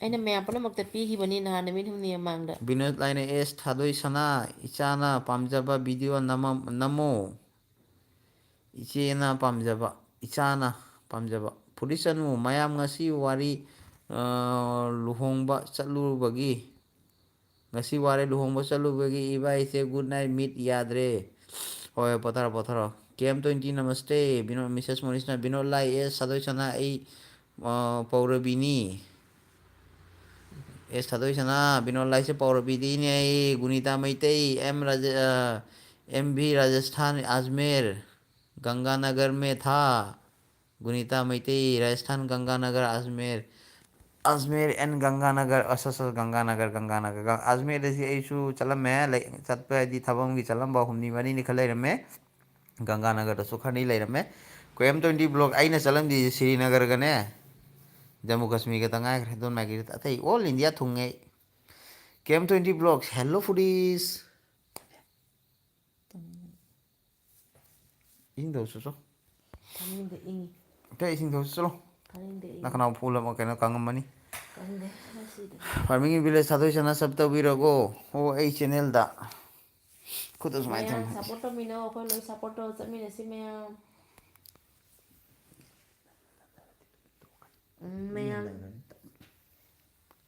ꯏꯁꯩ ꯁꯛꯎ इसे हेते मैम इसे सौ इसे सौ एक दो तीन चार पाँच छः ये हमारा सात न्यू आठ नौ फ्रेंड काम एस थादो सना दा विनोद कायदे नमदोय नो आय विनोद कायदे नमदोय नो आय कई पोंगी शेयर गिफ्ट ब्लू अमा पीबदो अच्छा mak अच्छा es thadoi sana kem 20 blogs thank you kasal kabal labi moji nare asong ngasi di naine nang ngasi di naine naikhairi furisanu kem 20 hi kem 20 blogs moni acting hello sabita kitchen gunita ji come to see Mrs. Moni acting pudi aisu hajikta luhongbadagi laglini Mrs. Moni fudis aisu hajikta luhongbadagi laglini masina kanai luhongba chaluiba Bengali का भैल बा हो तहनिक बिनोला ए थादोय सना याम ओइरसु याए थादोय सना युम ओइरसु याए पीडी मेते मिसेस मनी नुंगाई ब्रो केम 20 ब्लॉक मनी ऑलरेडी फ्रेंड फुरिसनु delete Savita kitchen PD ji come Mrs Moni PD Meitei नुंगाई ये केम 20 ब्लॉक ऑन हूँ मिसेस मनी एक्टिंग केम 20 हाँ पीटीए है मैं कल रिटर्न कर दूंगी ओके केम 20 प्लीज ब्लू ओके सने इसिंग नंग थाउ इसिंग तके जो इसिंग नंग ब्रो तल्लीगे इसिंग तके चलो तल्लीगे पुलिसनु मिसेस मनी कायदा कनागी लुहोंगबन कदाइदनो लुहोंगबा मिसेस मनी बेंगली लुहोंगबनी मयांगी लुहोंगबा खामेनगी लुहोंगबा आई एम फ्रॉम राजस्थान गमाना है गमा जोधपुर अच्छा सा राजस्थान जोधपुर प्लीज सपोर्ट सोनिया जी गमा please support okay okay okay गमा जी को सपोर्ट करिए फ्रेंड लोग समझ लो गमा plus Mrs Moni acting LB मालिक गानू चथर गेता ही ने ꯆꯠꯊꯈꯔꯦ ꯇꯥꯏꯅꯦ ꯑꯦꯜꯕꯤ ꯃꯥꯂꯤꯛ ꯉꯥꯅꯨ ꯆꯠꯊꯈꯔꯦ ꯇꯥꯏꯅꯦ ꯑꯣꯀꯦ ꯇꯛꯊꯗ꯭ꯔꯤ ꯍꯌꯦꯡ ꯇꯛꯊꯗꯣꯏꯅꯤ ꯀꯦꯝꯗꯣꯏꯗꯤ ꯕ꯭ꯂꯣꯛꯁ ꯑꯣꯟ ꯍꯨ Mrs money Gama ꯈꯨꯔꯨꯝꯖꯔꯤ Sabita kitchen ꯒꯃꯥꯖꯤ ꯀꯝ ꯒꯃꯥꯖꯤ ꯁꯦꯟ ꯑꯋꯥꯔ ꯂꯤꯡ ꯇꯨ ꯌꯣꯔ ꯂꯥꯏꯐ ꯐꯨꯔꯤꯁꯥꯅꯨ ꯑꯣ ꯑꯁꯤꯗ ꯂꯨꯍꯣꯡꯂꯤꯁꯦ ꯅꯨꯄꯤ ꯍꯣꯖꯥꯏꯒꯤꯅꯤ ꯑꯣ ꯑꯁꯤꯗ ꯂꯨꯍꯣꯡꯂꯤꯁꯦ ꯅꯨꯄꯤ ꯍꯣꯖꯥꯏꯒꯤꯅꯤ ꯅꯤꯄꯥꯅ ꯒꯨꯍꯥꯇꯤꯒꯤꯅꯤ ꯃꯤꯁꯦꯁ ꯃꯣꯅꯤ ꯑꯣꯏꯔꯝꯒꯅꯤ ꯁꯤ ꯂꯨꯍꯣꯡꯕꯁꯤꯅꯤ ꯆꯠꯂꯨꯏꯁꯦ ꯈꯪꯖꯕꯗ ꯅꯨꯄꯤ ꯍꯣꯖꯥꯏꯒꯤꯅꯦ ꯅꯨꯄꯥꯅ ꯒꯨꯍꯥꯇꯤꯒꯤꯅꯦ ꯀꯦꯝ 20 ꯕ꯭ꯂꯣꯛꯁ ꯂꯥꯏꯛ ꯗꯟ ꯄꯤꯗꯤ ꯃꯩꯇꯩ ꯏꯁꯩ ꯑꯃ ꯃꯇꯦꯛ ꯑꯃꯇꯪ ꯇꯥꯊꯣꯛꯁꯦ ꯁꯗꯩꯅ ꯍꯥꯏ ꯇꯥꯗꯦ ꯅꯪ ꯂꯥꯡꯒꯅꯨ ꯃꯤꯁꯦꯁ ꯃꯅꯤ ꯑꯦꯛꯇꯤꯡ ꯑꯣ ꯍꯣꯖꯥꯏ ꯀꯥꯏꯒꯤꯅꯣ ꯀꯦꯝ 20 ꯑꯣ ꯏꯁꯤꯡ ꯈꯛꯇꯪ ꯊꯛꯀꯦ ꯄꯤꯊꯛꯄ꯭ꯔꯣ ꯆꯣ ꯑꯩ ꯄꯥꯏꯔꯝꯒꯦ ꯅꯪ ꯄꯥꯏꯒꯅꯨ ꯅꯪ ꯄꯥꯏꯉꯥꯏꯅ ꯃꯤꯁꯣꯏꯅ ꯀꯃꯦꯟ ꯆꯥꯝꯃ ꯂꯩꯔꯝꯒꯅꯤ ꯑꯩ ꯋꯥꯅꯤ ꯄꯥꯕꯗ ꯁꯤꯗ ꯂꯩꯕꯅꯦ ꯏꯁꯤꯡꯁꯦ ꯄꯨꯔꯛꯎ ꯀꯗꯥꯏ ꯏꯁꯤꯡ ꯀꯗꯥꯏ ꯊꯛꯀꯗ꯭ꯔꯥ ꯏꯁꯤꯡꯅ ꯏꯁꯤꯡ ꯊꯛꯀꯦ ꯈꯅꯥꯎ ꯀꯪꯉꯦ ꯕꯤꯅꯣꯂꯥꯏ ꯄꯤꯗꯤ ꯃꯩꯇꯩ ꯅꯣꯏꯗ ꯀꯣꯏꯔꯨꯔꯦ ꯄꯤꯗꯤ ꯃꯩꯇꯩ ꯅꯣꯏꯗ ꯀꯣꯏꯔꯨꯔꯦ ꯕꯤꯅꯣꯂꯥꯏ ꯆꯪꯉꯨꯔꯦ ꯍꯥꯏꯕ ꯆꯦꯟꯅꯦꯜꯗ ꯀꯦꯝ 20 ꯕ꯭ꯂꯣꯛ ꯊꯦꯡꯀ꯭ꯌꯨ ꯐꯣꯔ ꯕ꯭ꯂꯨ ꯈꯇꯪ ꯄꯨꯔꯛꯎ ꯆꯠꯂꯣ ꯏꯁꯤꯡ ꯊꯛꯀꯦꯅꯦ ꯑꯗꯣ ꯏꯆꯦ ꯏꯌꯥꯝꯕ ꯍꯣꯏ ꯂꯝꯗꯣ ꯄꯨꯡ ꯀꯌꯥꯗ ꯑꯌꯥꯝꯕ ꯇꯨꯝꯅꯒꯦ ꯑꯩꯈꯣꯏ ꯂꯝꯁꯦ ꯑꯩꯁ ꯄꯨꯡ 11 12 ꯇꯥꯎꯟꯗꯅꯤꯅ ꯑꯁ ꯄꯨꯡ 12 ꯑꯃꯐꯥꯎ ꯑꯗꯨꯝ ꯂꯩ ꯀꯥꯇꯨ ꯀꯥꯔꯟ ꯃꯌꯥꯝꯁꯦ ꯑꯟꯖꯂꯤ ꯅꯤꯡꯊꯧꯆꯥ ꯌꯨꯇꯨꯕ ꯑꯩ ꯂꯥꯛꯑꯦ ꯌꯥꯏ ꯑꯟꯖꯂꯤ ꯅꯤꯡꯊꯧꯖꯥꯏ ꯌꯨꯇꯨꯕ ꯑꯟꯖꯂꯤ ꯑꯩꯅ ꯉꯁꯥꯏ ꯅꯉꯣꯟꯗ ꯀꯃꯦꯟ ꯃꯌꯥꯝ ꯇꯧꯈꯤꯕꯅꯤ ꯐꯪꯕ꯭ꯔꯥ ꯏꯅꯥꯎ ꯑꯟꯖꯂꯤ ꯂꯥꯛꯄꯤꯕ ꯂꯥꯛꯑꯦ ꯑꯗꯣ ꯑꯟꯖꯂꯤ ꯂꯥꯛꯄꯤꯌꯨ ꯂꯥꯏꯛ ꯌꯥꯝ ꯑꯝꯇꯪ ꯇꯧꯕꯤꯔꯝꯃꯨ ꯊꯥꯒꯠꯆꯔꯤ ꯄ꯭ꯂꯤꯖ ꯑꯟꯖꯂꯤ ꯑꯦꯜꯕꯤꯁꯦ ꯂꯥꯏꯛ ꯑꯝꯇꯪ ꯇꯧꯕꯤꯔꯝꯃꯨ ꯀꯦꯝ 20 block R M hello Kasar couple love emoji farming village life Anjali ꯈꯨꯔꯨꯝꯖꯔꯤ ꯑꯥꯔ ꯑꯦꯝ ꯃꯣꯏꯔꯥꯡꯊꯦꯝ ꯀꯦꯝ 20 ꯕ꯭ꯂꯣꯛ ꯍꯦꯜꯂꯣ ꯕꯤ ꯑꯦꯝ ꯃꯔꯥꯛ PD Meitei comment check new friend 24 hours tomorrow come Sabita kitchen ꯀꯁꯥꯖꯤ come to see Sabita kitchen R M ji come to see ꯃꯣꯏ ꯃꯁꯦꯟꯁꯦ ꯃꯤ ꯀꯧ ꯂꯩ ꯃꯣꯏꯗꯤ ꯆꯪꯒꯦ ꯂꯩꯇꯅ ꯄꯤꯗꯤ ꯃꯩꯇꯩ ꯕꯤ ꯑꯦꯝ ꯍꯌꯦꯡ ꯁꯣꯏꯗꯅ ꯂꯥꯛꯀꯦ Mrs Moni acting new friend ꯈꯨꯔꯨꯝꯖꯔꯤ ꯁꯣꯅꯤ ꯏꯁꯤꯡ ꯈꯛꯇꯪ ꯊꯛꯀꯦ ꯆꯠꯂꯣ ꯏꯁꯤꯡꯊꯛꯇꯣ ꯃꯤ 4ꯗ ꯉꯥꯏꯈ꯭ꯔꯦ ꯃꯌꯥꯝ ꯃꯤ 13ꯇꯩ ꯃꯤ 4ꯗ ꯉꯥꯏꯈ꯭ꯔꯦ ꯑꯩꯈꯣꯏ ꯅꯨꯄꯤꯁꯦ ꯏꯁꯤꯡ ꯄꯤꯊꯛꯎ ꯒꯥꯏ ꯁꯥꯎꯔꯤꯉꯣ सोनिया सिस्टर आपका खाना पानी हो गया हम लोग खा पी के एलबी कर रहा हूँ ꯑꯐꯕ ꯏꯁꯤꯡꯔꯣ ꯑꯗꯨꯕꯣ ꯍꯥ ꯑꯩꯈꯣꯏꯗꯤ ꯂꯥꯏꯔ ꯃꯆꯥꯅꯤ ꯕꯤꯁꯂꯦꯔꯤꯒ ꯍꯩꯅꯗꯦꯅꯦ ꯍꯩꯆꯜꯂꯅꯤꯍꯦ ꯀꯔꯤ ꯒꯔꯝꯅꯣ ꯀꯔꯤ ꯒꯔꯝꯅꯣ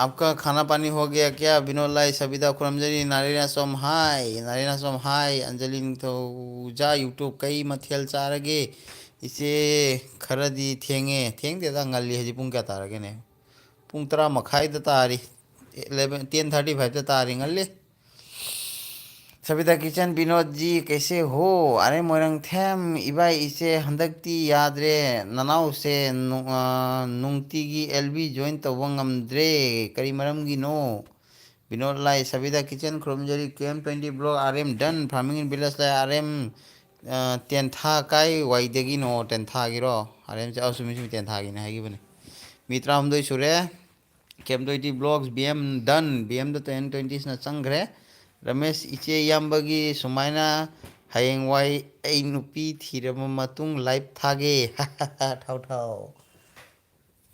इसिंग बोलैदो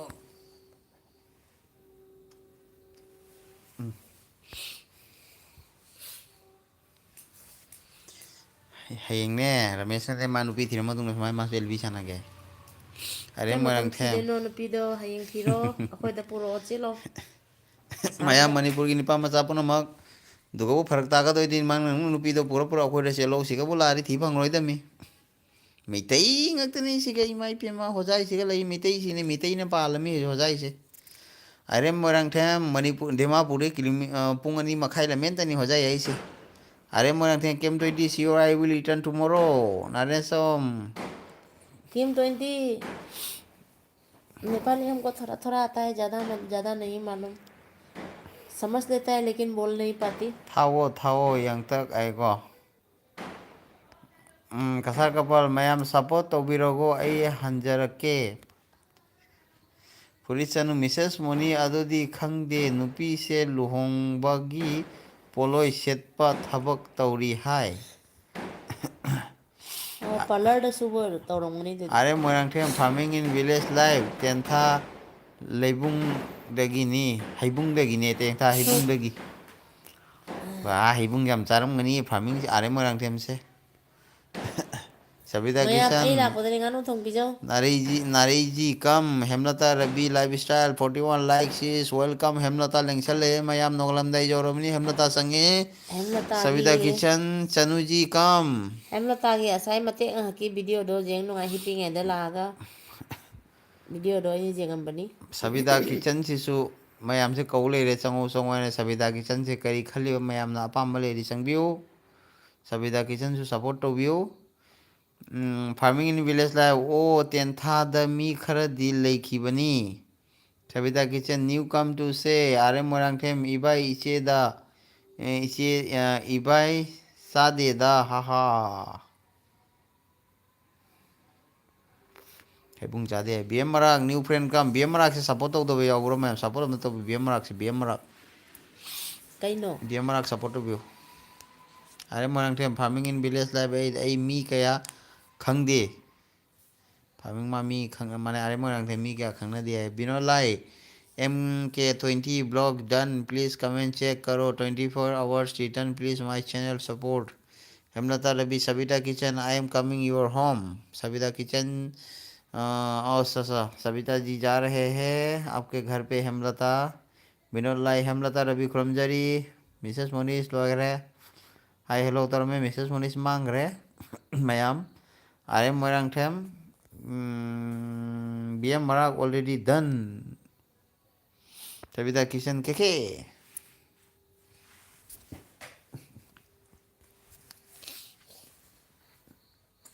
नम कुछ है कन सिनी जाम रिक्स वायरो थिएंगने अब ꯃꯤ ꯉꯁꯥꯏ ꯏꯁꯩ ꯁꯛꯂꯛꯑꯦ ꯁꯛ ꯌꯥꯗ꯭ꯔꯦ ꯁꯦ कैसे ꯃꯈꯣꯟ सकने ꯀꯩ ꯏꯁꯩ ꯁꯛꯂꯛꯑꯣ ꯍꯥꯏꯅꯣ ꯍꯥꯏꯔꯣ बिनो लाई नमस्ते ꯕꯤꯅꯣꯂꯥ ꯏꯁꯩ ꯐꯖꯕ ꯑꯃ ꯈꯜꯂꯣ ꯏꯁꯩ ꯁꯛꯍꯟꯒꯦ ꯏꯕꯥꯏꯗ ꯑꯁ ꯃꯤꯑꯣꯏ ꯈꯜꯂꯛꯄ ꯃꯤꯇꯩ ꯑꯔꯤ ꯑꯔꯤꯕ ꯈꯜꯂꯛꯏ ꯈꯪꯗꯕ ꯃꯌꯥꯝ ꯈꯜꯂꯛꯏ ꯈꯪꯗ꯭ꯔꯒ ꯁꯛꯇꯔꯦ ꯈꯪꯉꯒ ꯁꯛꯑꯦ ꯑꯗꯨꯅꯤ ꯃꯣꯏ ꯈꯜꯂꯛꯄꯁꯤꯡꯁꯦ ꯑꯩ ꯈꯪꯗꯦ ꯈꯜꯂꯣ ꯈꯜꯂꯣ ꯑꯌꯥꯝꯕꯗ ꯈꯜꯂꯣ ꯏꯁꯩ ꯈꯜꯂꯣ ꯑꯩ ꯈꯪꯖꯗꯦ ꯕꯦꯝꯂꯩꯗꯤ ꯏꯁꯩ ꯌꯥꯝ ꯊꯃꯣꯏ ꯇꯥꯅ ꯍꯟꯗꯛꯁꯤꯅꯤ ꯏꯕꯥ ꯏꯆꯦ ꯑꯩ ꯇꯨꯝꯖꯔꯨꯔꯒꯦ ꯇꯨꯝꯕ ꯌꯥꯔꯣꯏ ꯍꯣꯏ ꯍꯣꯏ ꯒꯨꯗ ꯅꯥꯏꯠ ꯌꯥꯔꯣꯏ ꯄꯨꯡ ꯕꯥꯔꯣꯐꯥꯎ ꯂꯩꯗꯣꯏꯅꯤ ꯃꯥꯗꯤ ꯐꯥꯒꯤ ꯌꯥꯝ ꯇꯧꯒꯟꯕꯅꯤ ꯑꯗꯣ ꯃꯌꯥꯝ ꯏꯁꯩ ꯑꯝꯇ ꯈꯟꯕꯤꯔꯣ ꯏꯕꯥꯏꯗ ꯍꯩꯔꯗꯤ ꯁꯛꯍꯟꯁꯤ सविता किचन हेमलता जी के start Naren Asom please support me Naren Asom कनाम चंबीरकनो मꯉꯣꯟꯗ ꯍꯩ ꯑꯣ ꯁꯞꯄꯣꯔꯠ ꯃꯤ ꯍꯥꯏꯁꯦ ꯆꯪꯉꯨ ꯍꯥꯏꯔꯣ ꯑꯁ ꯑꯁ ꯅꯥꯔꯦꯅ ꯁꯨꯝ ꯈꯪꯗꯅ ꯍꯥꯏꯗꯣꯛꯎꯕꯅꯦ ꯃꯤꯇꯩ ꯃꯌꯥꯝ ꯅꯥꯔꯦꯅ ꯁꯣꯝꯗ ꯆꯪꯕꯤꯒꯅꯨ ꯍꯥꯏ ꯑꯩꯈꯣꯏ ꯅꯨꯄꯤꯁꯦ ꯑꯃꯔꯣꯝꯗ ꯑꯩ ꯐꯗꯤ ꯐꯩ ꯐꯥꯒꯤ ꯑꯣꯏꯅꯁꯨ ꯍꯥꯏꯔꯁꯨꯅꯦ ꯃꯥ ꯁꯥꯎꯅꯦꯕ ꯅꯠꯇꯦ ꯀꯩꯅꯣ ꯑꯗꯨꯃꯥꯏꯅ ꯆꯪꯕꯤꯒꯅꯣ ꯍꯥꯏꯌꯦꯗꯣ ꯑꯔꯦ Moirangthem farming in village life ꯇꯦꯟꯊꯥꯁꯦ ꯌꯥꯝ ꯆꯥꯎꯋꯦ ꯍꯥꯏ ꯈꯨꯟꯊꯛ ꯈꯨꯟꯊꯥ ꯌꯥꯝ ꯂꯩ ꯍꯥꯏꯌꯦ ꯌꯨꯝꯗ ꯀ ꯑꯗꯨ ꯉꯁꯥꯏ ꯍꯩꯇꯕꯅꯦ ꯁꯞꯄꯣꯔꯠ ꯇꯧꯕꯤꯒꯅꯣ ꯑꯃꯇꯪ ꯑꯣꯏꯔꯒ ꯈꯪꯗꯦ ꯅꯥꯔꯦꯟ ꯑꯁꯣꯝꯁꯦ ꯃꯌꯥꯝ ꯄꯨꯝꯅꯃꯛ ꯍꯨꯝꯖꯤꯟꯕꯤꯌꯨ ꯒꯥꯔꯣ friends Hindi friends Manipuri friends ꯄꯨꯡ ꯆꯍꯤ ꯀꯨꯝ ꯑꯃ ꯃꯇꯨꯡꯗ ꯀꯧꯔꯗꯤ ꯃꯤ ꯒꯥꯔꯜ ꯐ꯭ꯔꯦꯟꯗ ꯂꯩꯒꯗ꯭ꯔꯣ ꯅꯥꯔꯦꯟ ꯑꯁꯣꯝꯗ ꯆꯪꯁꯤꯟꯕꯤꯌꯨ ꯃꯤ 3 ꯈꯛꯇꯪ ꯉꯥꯏꯔꯦ ꯃꯌꯥꯝ ꯋꯥꯔꯨꯅꯨ ꯉꯥꯅ ꯃꯤꯒꯤ ꯑꯣꯏꯈꯤꯕ ꯇꯧꯕꯗꯣ ꯁꯛꯑꯣ ꯅꯪꯅ ꯃꯤꯒꯤ ꯅꯪꯅ ꯃꯤꯒꯤ ꯑꯣꯏꯈꯤꯕꯗ ꯇꯧꯔꯦ ꯅꯪꯅ ꯃꯤꯒꯤ ꯑꯣꯏꯈꯤꯕꯗ ꯑꯩꯗꯤ ꯌꯦꯡꯕ ꯉꯝꯍꯧꯔꯣꯏ ꯀꯨꯟꯖꯕꯤ ꯍꯥꯏꯔꯤꯒꯤꯗꯣ ꯈꯪꯗ꯭ꯔꯣ ꯑꯩꯅ ꯃꯤꯒꯤ ꯑꯣꯏꯈꯤꯕꯗ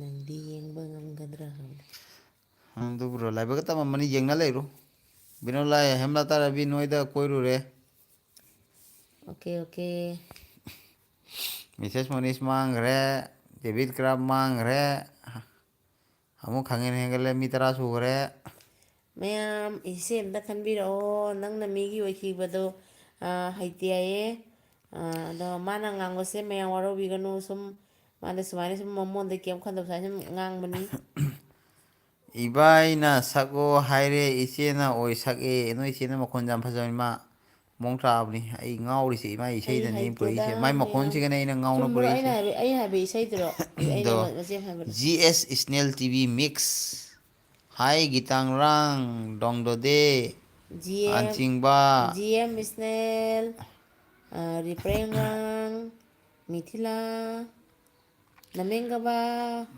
Are Moirangthem Narena some sure full support like Mrs. Moni Sabita Kitchen done. Mrs. Moni Jaharu Budai Karamane Songdore. BM Marak Live Malik hi. Hello, BM Marak. M Blocks Riprengra. English hi friend I am back. Oh, yes, my dear. M Blocks ये support तो रोजा रहे माँ आपको से अभी सब लोग खंगे पूछ जी रहा था एम मिताई ब्लॉक में कहाँ हम जाएगा बोल के. M Block से M Block का BM Marak से संग भी रो BM Marak से हाउ बदे ले रही नहीं हजी पो M Block से ले रही मी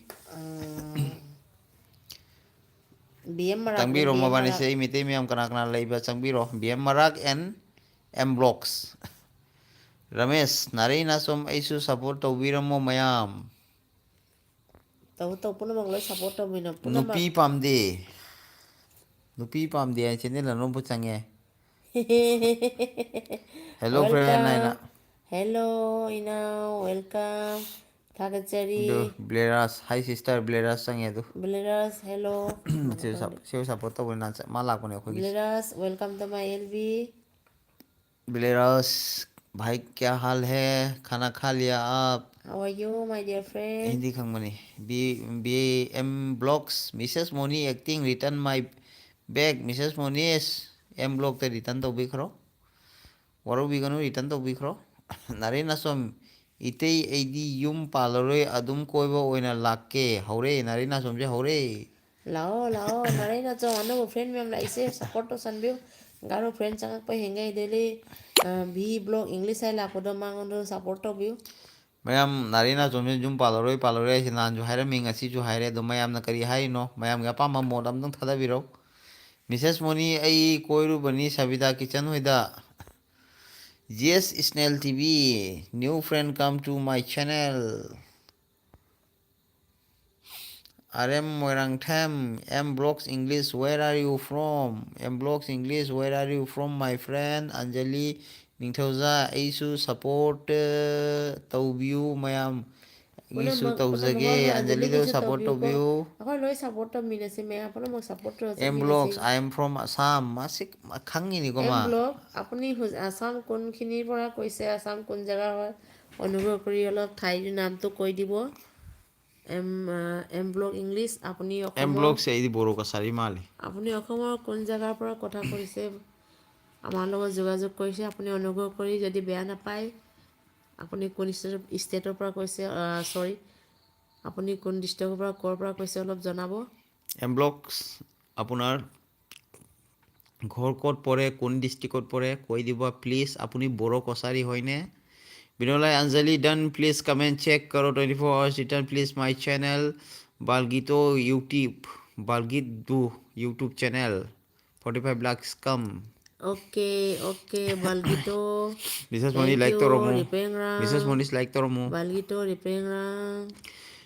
sorry M blocks Mrs. Moni sorry M blocks Maramdi kami return handa bay paro kedorgi sa Hemla ini that be 918 done Savita thank you Are Morangthem M blocks English on full support. Are Morangthem M okay blocks English okay on full support. KM 20 blocks oh who M blocks okay I will return you back. Hemlata Ravi Anjali I am coming your home. JQ Sangma jq Tusina sangma Sangjok Angede. jq sangma mitila ripengrang Ay Hydra say Assam se district Udalguri yes I am Boro Kasari Edra Boro Kasari Malena.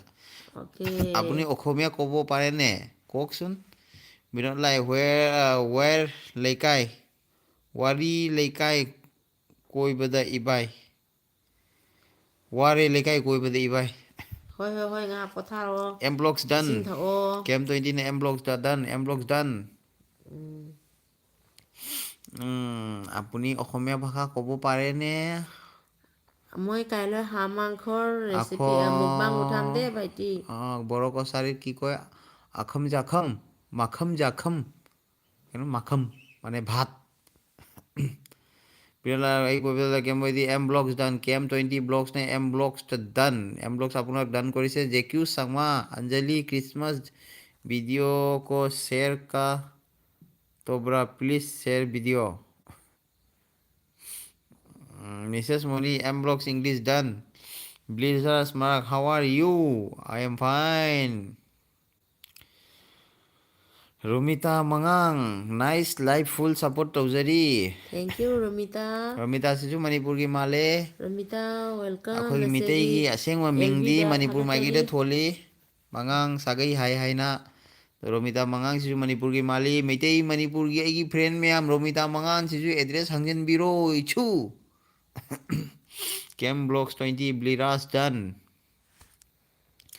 Gidal hi hi. Another BM block Marang. hangi. Gidal hi hi. JQ Sama. Mrs. Monish acting. Hi. Anjali Ningthoja. Iba Guys, log ise. support karo, support. Hengsu live tharagu o ay tumage. Hoi hoi hoi, akhoi din Ako'y nuti live Delhi thazai. ni. Ako'y Khara Delhi ni. thengar sum thai actually di 9 day hori hai bani do so thengar su 9:30 tar so 10 tar so sum live lai. KM20 BMG already friend. M blocks English. I am supporting you guys. Just see comment and return me my gift. Kasar ningol. Tumningba Kasar loire. ningol, kasar Loina ningol. live ta kayam nungay na leiramino. Ma tumningba loire do mayam se live ta nungay leirame. Kasar Oh ningol ho, haiba. thank you, kasar ningol. Anjali blocks. Anjali already friend hey. Miss M blocks English. I don't know Assamese. M blocks Assamda na. leira Assamese khangni khangamini ma haidri ni. Mrs. Monish acting JQ Sama hello Binolai on Thoiba channel ibai na nasi lag Thoiba channel nasa lai nang ngasai di kadai chuluge Thoiba nangi number piro Thoiba mayam se haji nangi ya kaino da WhatsApp ta se join tau gair mi mam hainarabani nang na kai mangudna M blocks English cam 20 please back Palgito YouTube channel Balgito I don't know English or Assamese please thinking to China हाँ हम लोग का भाषा भी तो Chinese जैसा है ना फ्रेंड बालगीतो चैनल जेंगली मिसेस मोनिस कसार निंगोल साक्षार वो फ्रेंड हेमलता रवि अंजलि दन नारेरा सोम M blogs done Thoiba channel ऐ लागपा ऐ लेप लुरे खंगी थोइबा लेप लुरे बालगीतो चैनल चंगी अनु वजाम ला ये सुनी केलजी कई लेकाई दल लेगे Ibu, ibu, ibu hai kelji kai lekai de leige ibu.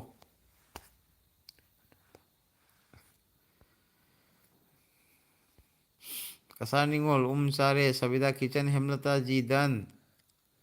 Ramesh macet tana segai biram laba taubodo sakthak padi yabani yamba. Saktok padi yabani.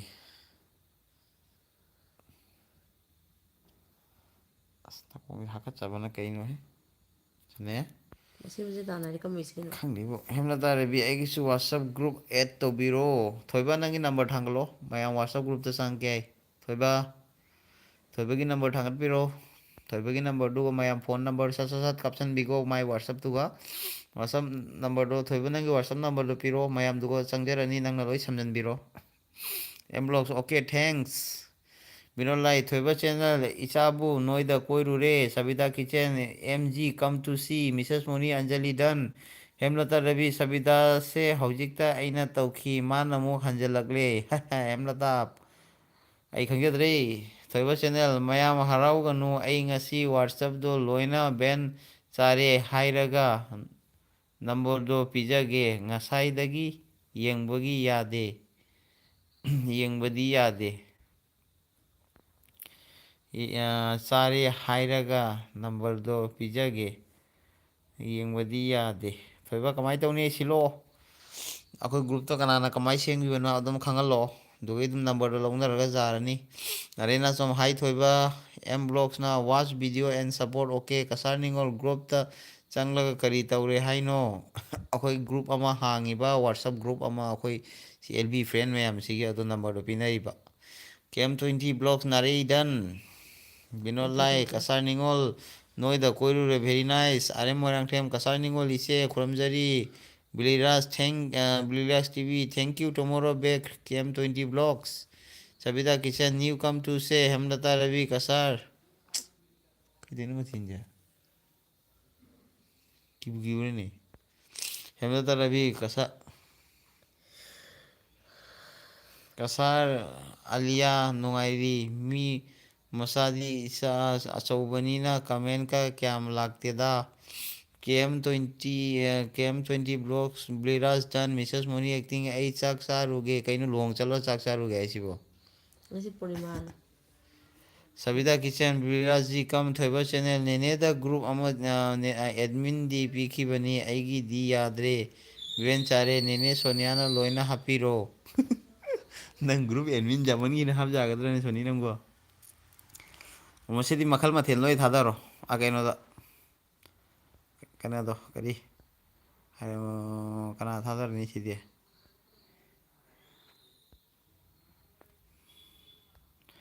ꯑꯦꯝꯕ꯭ꯂꯣꯛꯁ English keep supporting each other ꯃꯥꯒꯤꯁꯨꯅꯦ ꯑꯦꯗꯃꯤꯟꯁꯦ ꯌꯥꯝꯕꯅꯤꯅꯦ ꯒ꯭ꯔꯨꯞꯁꯦ ꯑꯃꯒꯤ ꯂꯩꯕꯅꯤꯅꯦ ꯑꯣ ꯑꯃꯗꯤ ꯌꯥꯏ ꯗꯦꯕꯤꯠꯇ ꯁꯥꯍꯜꯂꯁꯤ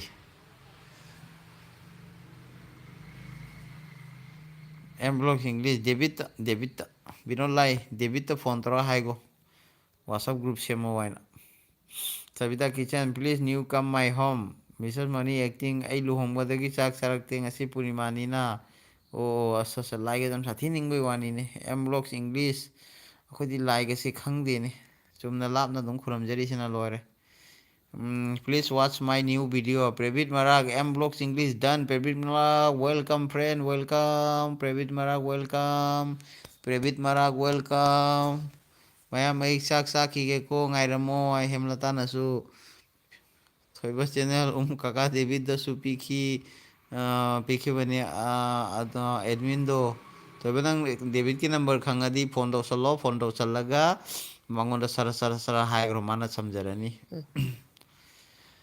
ꯀꯁꯥ ꯅꯤꯡꯉꯣꯜ ꯑꯩ ꯉꯁꯤ ꯚꯤꯗꯤꯑꯣ ꯍꯥꯞꯇꯦ ꯃꯁꯥ ꯉꯝꯗꯦ ꯅꯣꯡꯃ 10-15 ꯔꯛ ꯇꯣꯏꯂꯦꯠ ꯆꯠꯂꯤ ꯑꯗꯨꯅ ꯐꯃꯨꯡꯗ ꯇꯥꯅ ꯂꯩꯔꯦ ꯉꯔꯥꯡ ꯇꯥꯎꯟ ꯆꯠꯂꯨꯕꯗꯒꯤ ꯍꯦꯟꯖꯜꯂꯤꯅꯤ ꯑꯦꯍꯦ ꯑꯔꯦ ꯃꯣꯏꯔꯥꯡꯊꯦꯝ ꯕ꯭ꯂꯤꯔꯥꯖ ꯃꯔꯥꯛ ꯇꯤꯚꯤ ꯗꯟ ꯇꯨꯃꯣꯔꯣ ꯔꯤꯇꯔꯟ ꯈꯣꯡ ꯍꯥꯝꯃꯕꯗꯤ ꯆꯥꯃꯅꯥ ꯆꯥꯃꯁ ꯑꯃ ꯂꯧꯔꯣ ꯆꯤꯅꯤ ꯃꯔꯨ 10ꯃꯨꯛ ꯂꯧꯔꯣ ꯊꯣꯛ ꯆꯥꯁꯤꯜꯂꯨ ꯄꯨꯡꯈꯥꯏ ꯃꯇꯨꯡꯗ ꯑꯗꯨꯝ ꯈꯣꯡ ꯍꯥꯝꯕ ꯑꯗꯨꯝ ꯐꯈ꯭ꯔꯅꯤ ꯑꯦꯝꯕ꯭ꯂꯣꯛꯁ ꯏꯪꯂꯤꯁ ꯒꯤꯐ ꯂꯞ ꯇꯦꯛ ꯂꯞ from each other okay Savita kitchen please done ꯀꯦ ꯕꯥꯠ ꯑꯦꯜ ꯇꯤ ꯑꯥꯔ ꯗꯦꯅꯥ ꯊꯣꯏꯕ ꯆꯦꯅꯦꯜ ꯉꯁꯤ ꯗꯁꯥꯅꯤ ꯑꯩꯉꯣꯟꯗ ꯊꯣꯛꯏꯁꯦ ꯋꯥꯠꯆꯞꯁꯨ ꯕꯦꯟ ꯒꯤꯐꯁꯨ 3 ꯂꯣꯁ ꯑꯣꯏꯕ ꯀꯥꯄꯨ ꯑꯦꯝ ꯕ꯭ꯂꯣꯛꯁꯤꯡ ꯑꯣꯀꯦ ꯀꯥꯏꯁ please support me watch video Kasar ꯅꯤꯉꯣꯜ ꯀꯔꯤ ꯆꯥꯎ ꯍꯥꯏꯅꯣ ꯈꯣꯡ ꯍꯥꯝꯕ ꯌꯥꯝ ꯁꯥꯊꯤꯅ ꯍꯥꯝꯕ ꯇꯥꯔꯕꯗꯤ ꯆꯥ ꯃꯅꯥꯗꯣ ꯑꯩꯈꯣꯏ ꯆꯥ ꯂꯣꯜꯂ ꯊꯛꯅꯔꯤꯕ ꯆꯥ ꯃꯅꯥ ꯑꯗꯣ ꯆꯥꯃꯁ ꯑꯆꯧꯕ ꯆꯥꯃꯁꯇ ꯂꯧꯔꯣ ꯍꯥꯏꯔꯗꯤ ꯒ꯭ꯔꯥꯝ 10ꯃꯨꯛꯀꯤ ꯆꯥꯡ ꯒ꯭ꯔꯥꯝ 10ꯃꯨꯛꯀꯤ ꯆꯥꯡ ꯂꯧꯔꯣ 10 ꯒ꯭ꯔꯥꯝꯒꯤ ꯆꯥꯡ ꯂꯧꯔꯣ ꯆꯤꯅꯤ ꯃꯔꯨ ꯃꯅꯦ ꯆꯤꯅꯤꯁꯦ ꯈꯛꯇꯪꯈꯛ ꯈꯨꯕꯤ ꯈꯨꯗꯣꯝꯕꯤ ꯆꯠꯄ ꯆꯤꯅꯤ ꯆꯥꯡꯗꯣ ꯂꯧꯔꯣ ꯆꯤꯅꯤꯗꯣ ꯈꯨꯕꯤ ꯈꯨꯗꯣꯝꯕꯤꯅ ꯆꯠꯄ ꯆꯤꯅꯤꯗꯣ ꯈꯛꯇꯪ ꯈꯛ ꯂꯧꯔꯣ ꯆꯥꯃꯅꯥ ꯆꯥꯃꯁ ꯑꯃ ꯂꯧꯔꯣ ꯆꯥꯃꯅꯥꯅ ꯌꯥꯝꯗꯣꯏꯃꯤ ꯒ꯭ꯔꯥꯝ 10ꯃꯨꯛꯀꯤ ꯋꯥꯈꯛ ꯌꯥꯝꯃꯜꯂꯨ ꯆꯥꯃꯅꯥꯗ ꯆꯥꯃꯁ ꯑꯆꯧꯕ ꯑꯃ ꯂꯧ ꯑꯗꯨꯒ ꯆꯤꯅꯤ ꯃꯔꯨꯗꯣ ꯆꯤꯅꯤꯗꯨꯅ ꯈꯨꯕꯤ ꯈꯨꯗꯣꯝꯕꯤꯃꯨꯛ ꯆꯠꯄ ꯂꯧꯔꯣ ꯑꯅꯤꯗꯣ ꯄꯨꯟꯓꯜꯂꯣ ꯆꯤꯟꯗ ꯍꯥꯞꯆꯤꯜꯂꯣ ꯏꯁꯤꯡ ꯒ꯭ꯂꯥꯁ ꯑꯃ ꯂꯧꯔꯣ ꯒꯣꯠꯂꯣ ꯊꯛꯆꯟꯈ꯭ꯔꯣ ꯈꯣꯡ ꯍꯥꯝꯕ ꯕꯟ ꯑꯗꯨ ꯍꯥꯝꯕ ꯌꯥꯇ꯭ꯔꯦ ꯍꯥꯏꯅ ꯑꯃꯨꯛ ꯗꯥꯛꯇꯔ ꯆꯦꯟꯅꯗꯣꯔꯤ ꯃꯤꯗꯣ ꯈꯨꯗꯛꯇ ꯒꯛ ꯊꯤꯡꯈꯤꯗꯣꯏꯃꯤ ꯈꯣꯡ ꯍꯥꯝꯕ ꯐꯅꯁꯨ ꯍꯥꯝꯃ ꯑꯗꯨꯝ ꯐꯕꯅꯤ ꯁꯦꯝꯗꯤ ꯑꯩꯒꯤ ꯁꯥꯊꯤꯔꯕ ꯍꯤꯗꯥꯛꯅꯤ M blogs English thank you 24 hours weight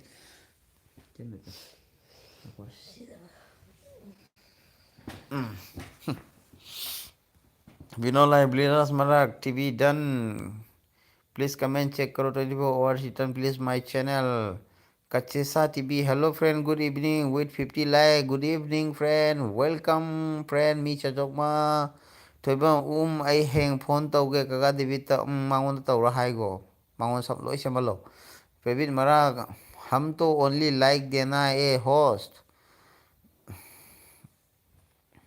like देने आया होस्ट अच्छा अच्छा thank you Previ, thanks. I will return to you. Sabita Kitchen, Thoibaji, come. Balgito, YouTube. KM20 blogs done. Please come and check. M blogs English. Okay, Hemlata. Edunat. Delbert. Christmas tree. Merry Christmas. Advance Christmas. See the way M blogs. I hold you. Nang sanay to. Solo to. Kadar pata mi ay wari sanano.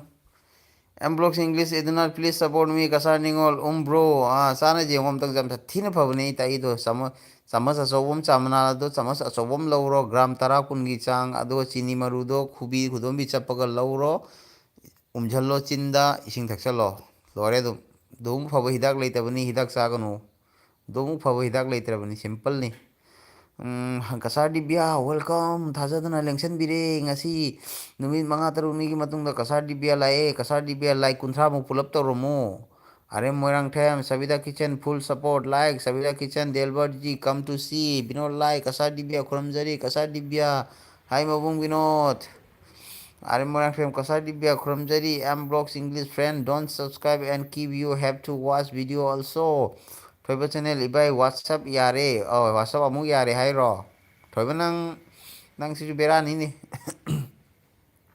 दैदी नंगी number दो पिखलो जारदी ma'am जाओगे हैबनी channel the group ता तुम ma'am संगनरनी नंगी दो समगा ma'am Thoiba number पेको दारी इसन बिरो दो व्हाट्सएप ग्रुप तो यावबिरो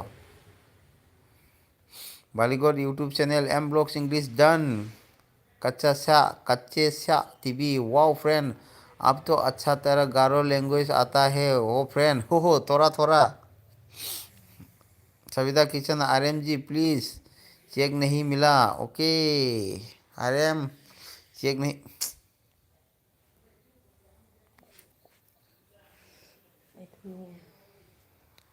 अरे मोरंग थे हम थोड़ा चैनल थोकलक M blog English sister and brother at what time you are going to stay in live okay अखोने लेपतोइसे टाइम क्या बोनो 11:30 to 12 थोइबा चैनल की नंबर पीरे दू मैम कना कना से नंबर से लोकेशन बिरो कना कना मागी अखोई व्हाट्सएप ग्रुप तो जॉइनिंग बदु नंबर से कनेक्ट तो बिरो जानी नंबर से लहोरो थोइबगी चंगिंग में भी पुनमक लहोरो नंबर थोइबना जॉइन तौजरानी व्हाट्सएप तो मैसेज थाजंग्रो थोइबना जॉइन तौजरानी अरे मोरंग थेम कसा दिब्या इरोनबा अमगा कंहक चारे नंगदी M blogs English watch video and support and also give comments कांगतनी ब्लस मराग all tomorrow back all my friend चेसा हाय बालीगोड यूट्यूब चैनल आतामनम बालीगोड फ्रेंड आतामनम बोला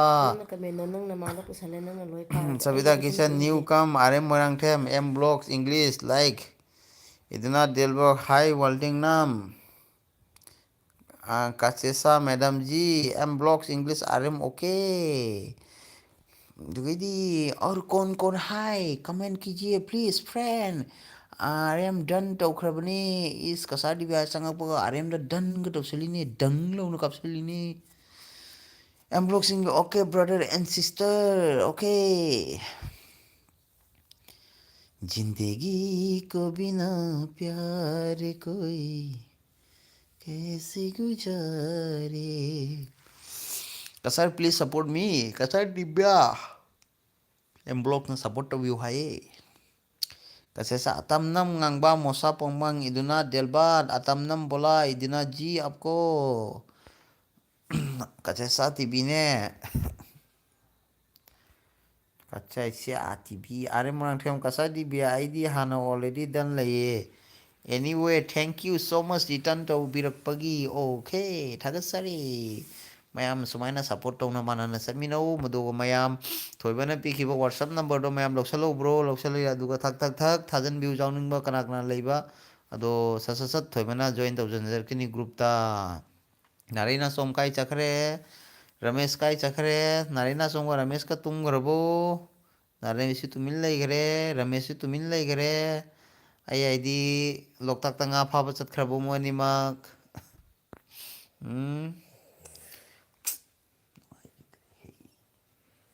कहीं नंग पाइदे ना खोई दो सनी थोई से करी होंगे ओके से मारे यार खाना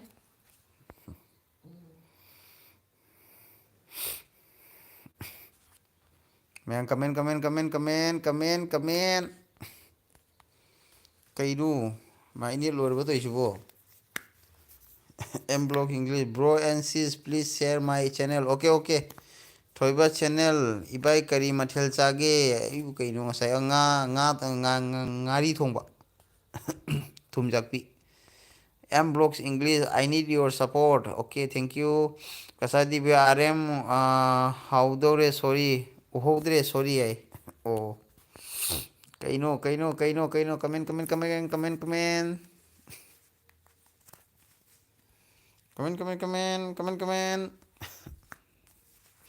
Comment. Comment. Yang comment. Mayam ini net jatrabo. Net jatri amtang habirok to. Tumin lagi net jatrabo. Kasadi be RM Boliga YouTube channel Sabita Kitchen done. Kasadi be ha. Oksale. Taba channel se kasadi be nanau na. The Kuramjari now I am blogging. Hello bro and says I am going to sleep. Okay. Thank you. Come again tomorrow. Um, comment.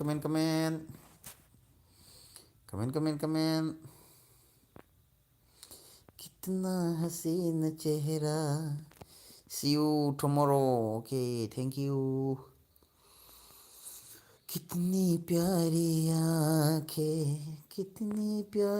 आंखें आंखों से झलकता प्यार कुदरत ने बनाया होगा फुर्सत से तुझे मेरी याद हेमलता रवि कदाई चंग्रगे हेमलता रवि अरे मोरंग ठेमलई नारीना सोम मांग्रे रमेश मांग्रे नारीना सोम रमेश काय चंग्रगे नारीना सोम रमेश का काय चंग्रगे एलबीसी अना थेंगना चंगना लापा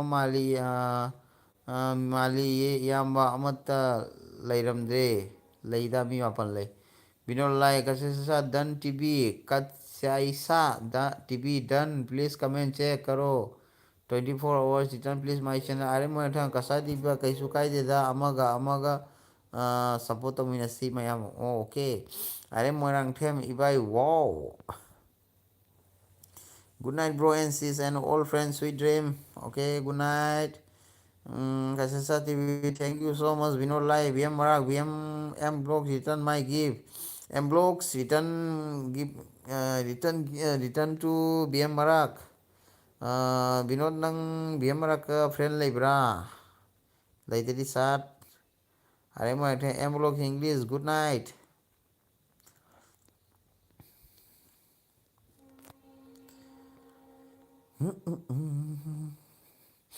जीता था जिसके लिए मरता था जीता था जिसके लिए